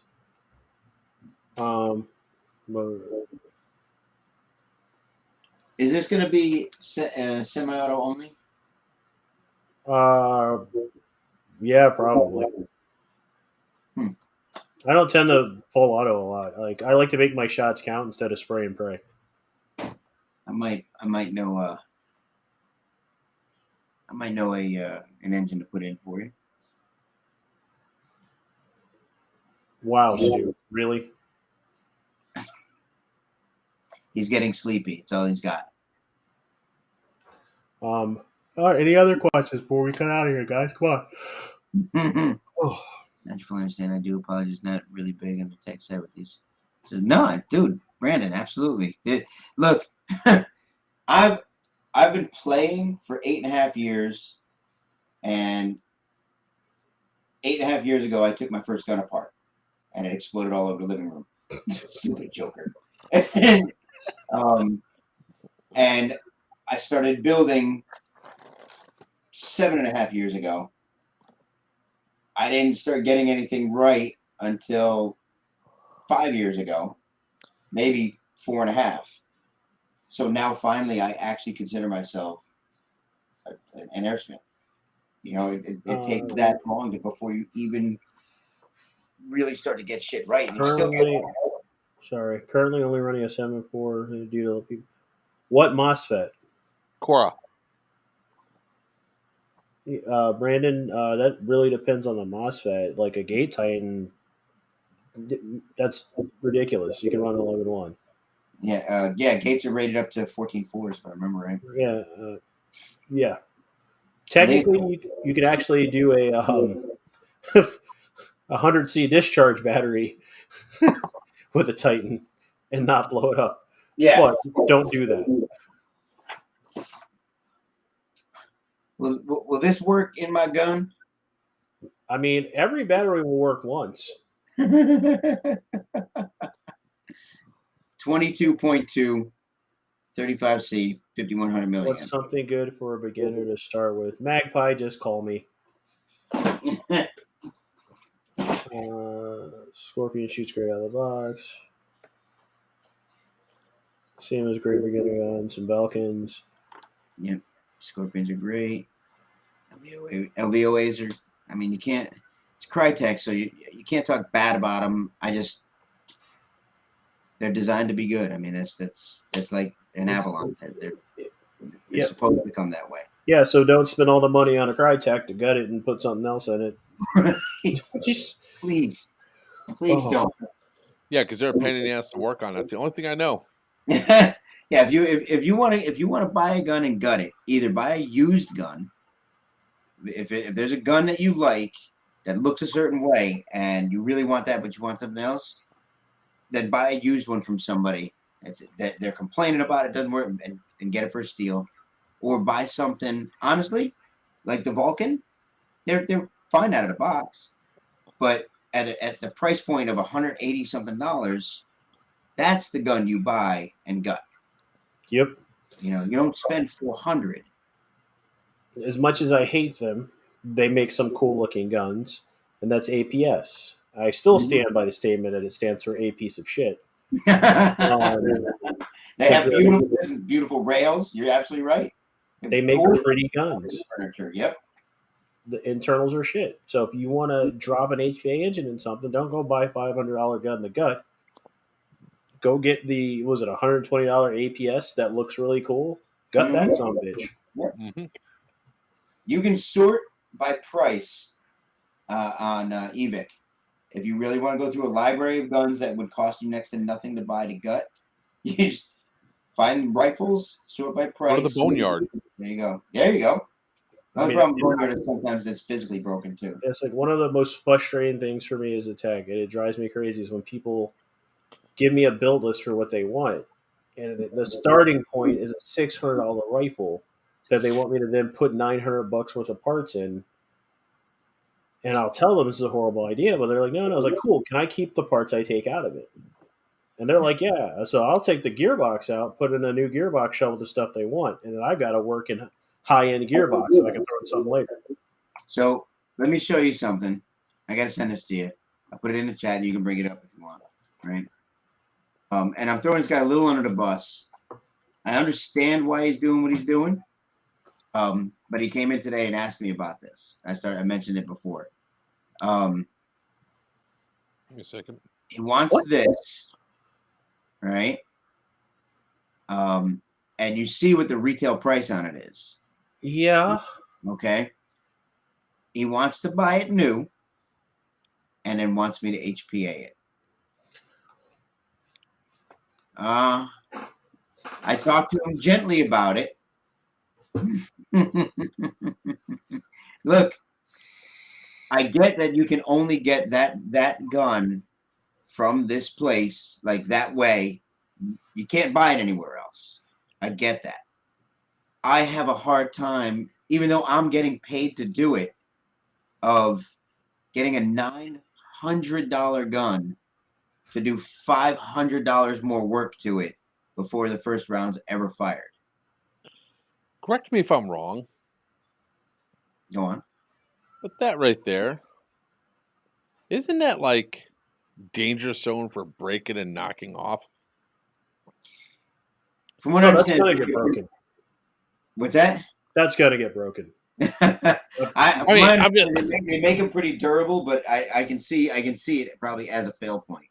I know nothing about this gun though, as far as ever experiencing it.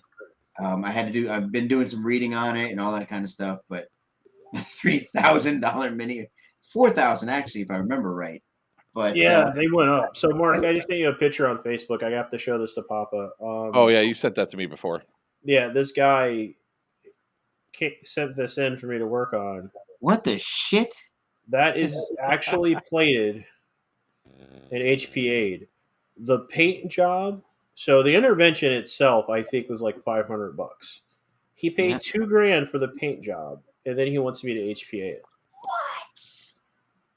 Colonel Bling Bling needs that. Oh my god! Just saying.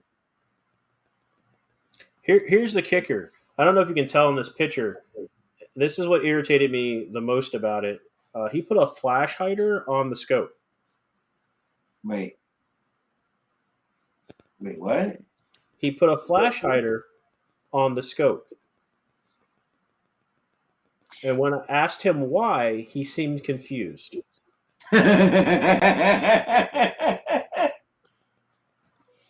Okay. Stu, where's it on sale at? Yeah, I mean, you and I get to see it a lot. The people make decisions based on their own. I mean, that's one of the cool things about, and you get to see it a lot with high cappers especially. But you know, they make decisions based on what they like. It's an extension of themselves. It's, you know, like wearing a company T-shirt, or you know, it's what they want to brandish. But I do have a hard time sometimes with some of the things that gets asked of me to do. Of course, Nick wants it.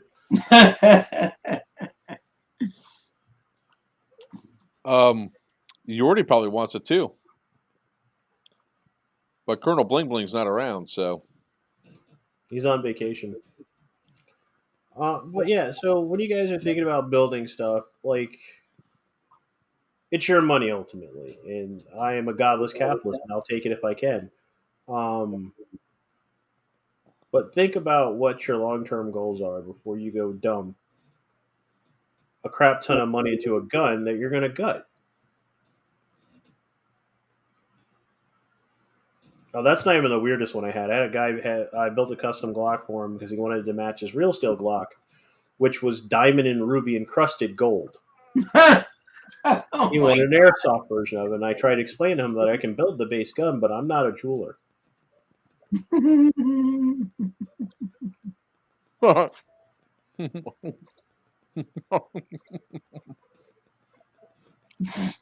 That comment gives me giggles.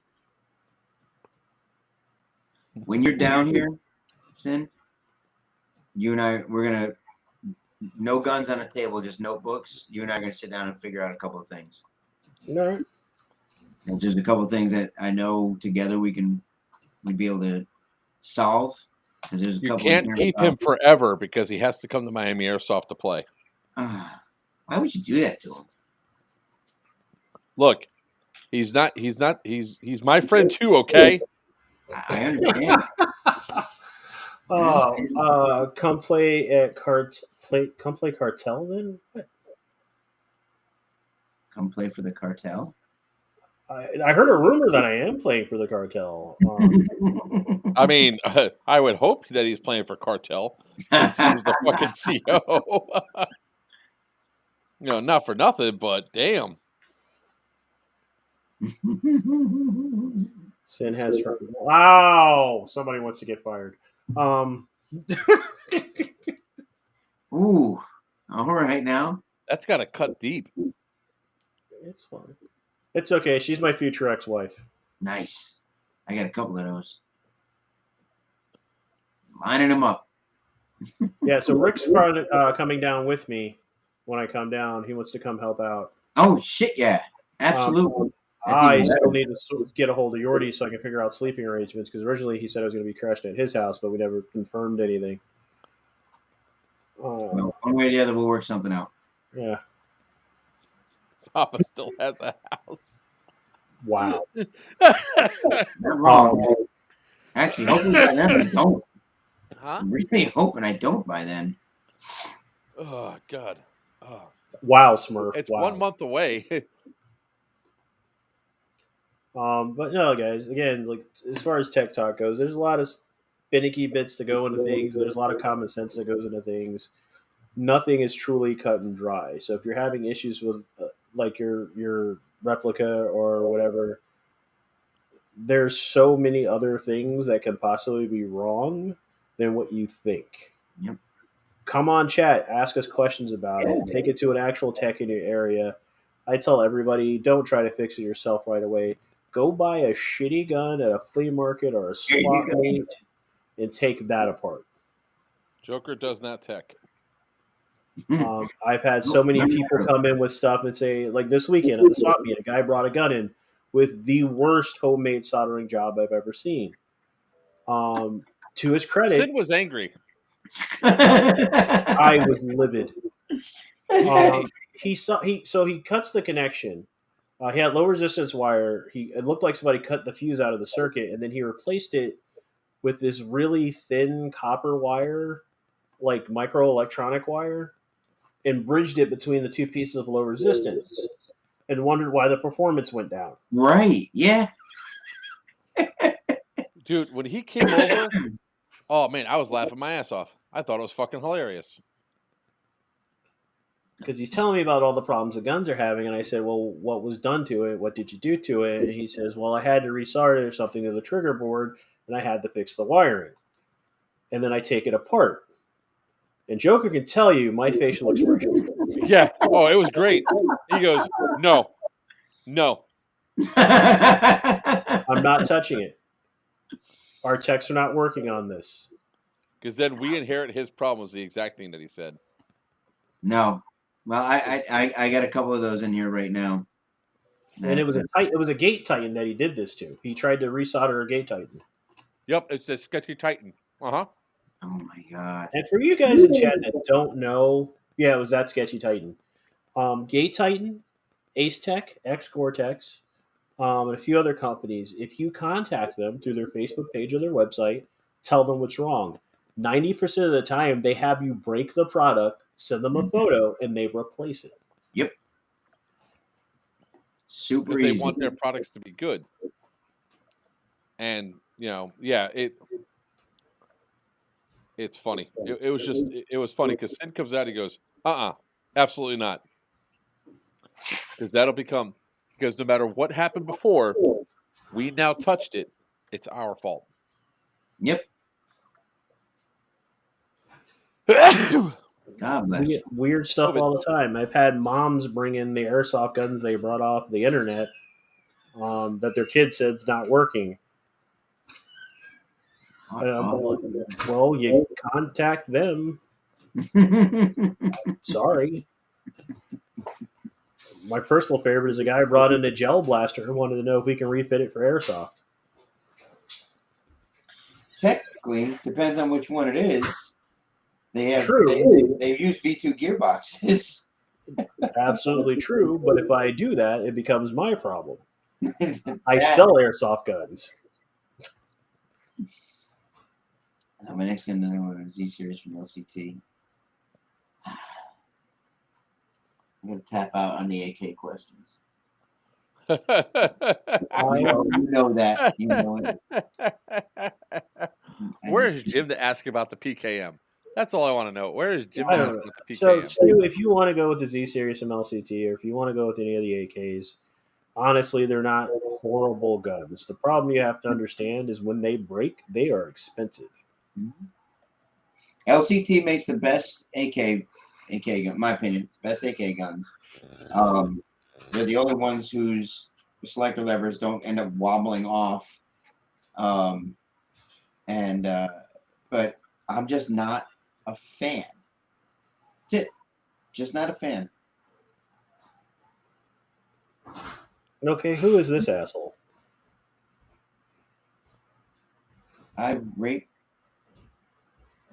I'm disliking your video. I blocked him.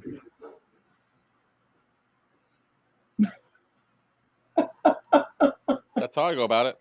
But I kind of like his avatar. Hey, that's awesome. That's the first time I've ever had to do that. What, block somebody? Yeah. Ban somebody from a page. First time I had to ban somebody from an event. All right. We are at 10:43. That's because you guys will keep talking. I believe it's time to call it. Oh, are you guys finally done? Yeah. All right. Well, saying.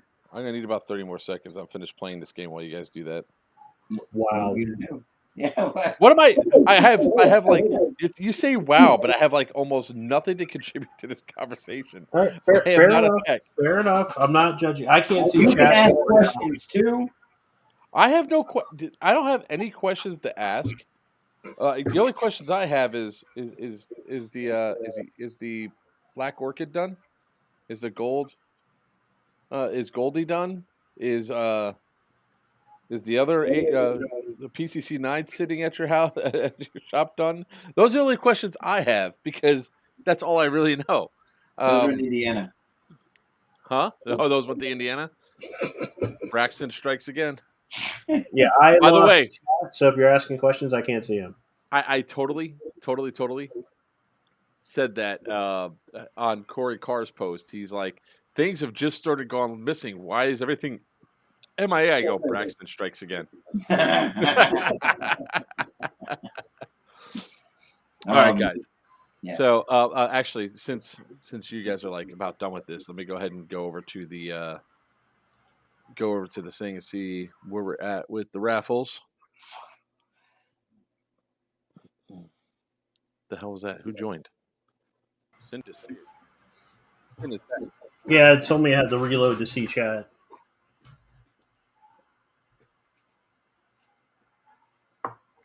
Asked earlier, but can you go over Cartel and Syndicate 2? Sure. I'll do that just before we go. Guys, one last time. Here's the link for all the stuff. You all got 3 minutes to get money in if you plan to be in this raffle. It's for a North versus South ticket.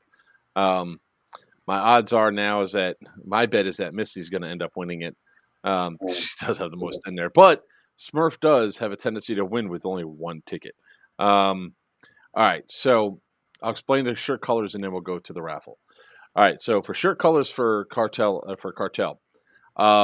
any green camo, your helmet, lid, or hat has to match the color green. Okay, it cannot be black, it cannot be blue, it cannot be purple, it cannot be tan, has to be green. Your face mask and your eye pro could be whatever color you want. Your gear, your chest plates, battle belts, H harnesses, any of that stuff that goes on there could be any color, although you probably want to stick with your faction color because you could be shot. So Cartel is green. Now, the exception is that Cartel can wear civvy tops. What that means is you wear any civvy top that is not tan or black. If you have a flannel that has a whole bunch of tan and a whole bunch of black in it and looks mostly tan or mostly black, don't wear that. When in doubt, reach out to us. Ask, is this acceptable? Got it, Nick. In the same vein, you guys have months to prepare. So if you need to wear a coat, get a coat that works. Actually, we are officially 3 months out. Yeah, so you guys get time. You have time. There's no excuse to have the crap we had last time. Yeah, because we will be having some conversation and some not so pleasant conversations with people if they choose to show up and try doing it. Again, like the one guy that was wearing a multicam black jacket on DEA. What are you doing? You expect me to freeze? No.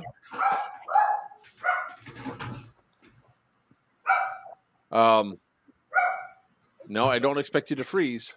But what I do expect you to do is invest a little bit of money to make sure you're wearing the colors for your side. All right. So that's pretty much all that. Last chance. Anybody else want raffle tickets? Now's your chance to jump in. If not, we have 8 takers here.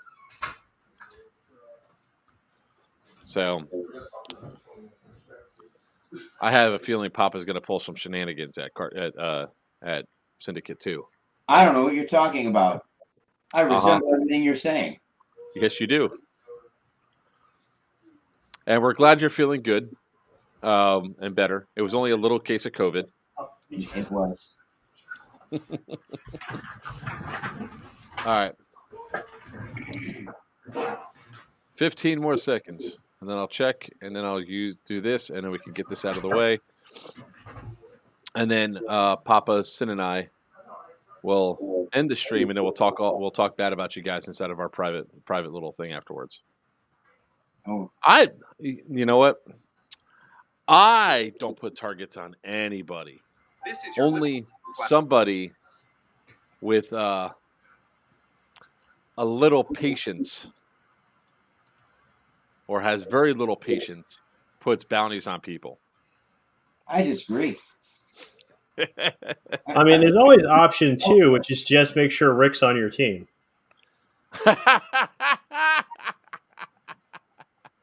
Boy, Rick will so team kill a person.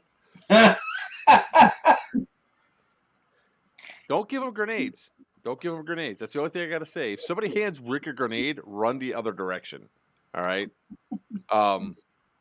Yeah, just saying. All right, let's see. What else here? That's the quietest one you have to watch out for. Yeah, Sin, abso-freaking-lutely. All right. Got the names. Put them inside the random name picker. And let's do this. Share screen.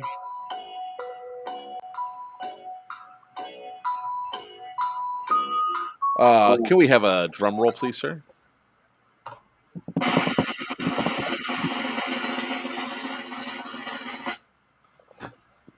Who saw that coming? I was surprised. Are you surprised? I called that one.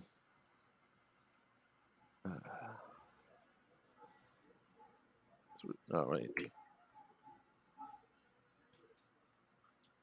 Still 38% of the way there, guys. Still 38% of the way there. So I don't think I have to tell Greg who you are or give you your name and everything else. You're just going to have a ticket for North versus South. You guys were coming down anyway. Going to be going to Florida. You guys were going to be coming anyway. All right. So 3 hours, 50 minutes, and 33 seconds. One of our longer streams. And we also want to thank the 20 people that have consistently been watching throughout the entire day, the entire show. We want to thank you all for coming on. Again, the upcoming events that we're looking forward to the most is North versus South 3, which you can go ahead and get at this lovely address right here. Go to deadendoutfitters.net. And hey, you don't even have to search for the tickets because not only is it the first thing that shows up, it is big as hell. Hey, You y'all cannot said miss it. you're just gonna put it on the web page. Make sure they can see it. Okay, that's what I did. Yes, you did, sir. I am not knocking it because now you go there, it's like that's the first thing you see, North Yep. V, South 3. Guys, get your tickets because they're going to be going pretty quick. In addition, the next big show that we're really interested in is going to be it's going to be at Syndicate 2, so you can go ahead and go to cpmilsim.com. Check out your tickets there. Those tickets are also going extremely fast. These are the two hottest games that we're going to be at this year. The two games that we're going to have a lot of fun at, and just like that, we sold 6 more tickets during the stream. So 84 to 84. It's back to being tied again. That's always awesome. So tickets are going fast for that as well. So go ahead and get your tickets. Next week, we're going to be doing our review of MK Airsoft. We're going to be talking about, there's going to be a brief segment on North versus South, segment on Syndicate 2, but we're also going to talk about Geigerlands, and we're going to talk about the Cloak System from RC Airsoft. So we're going to get some video together for that. So until next time, I'm your host, Joker from Players Wanted. With me is the man, the myth, the legend of the shortest stature but biggest heart, Greg Papa and Virchew from Dead End Outfitters. Down below us is the man with the hawk, the king of high kappas, the angry man behind the tech bench, Virchew from Crucible. Tell me I'm wrong. I'll tell you you're wrong all day. It doesn't mean you're actually wrong. Until next time, folks, may your BBs fly true. Your opponents always call your hit.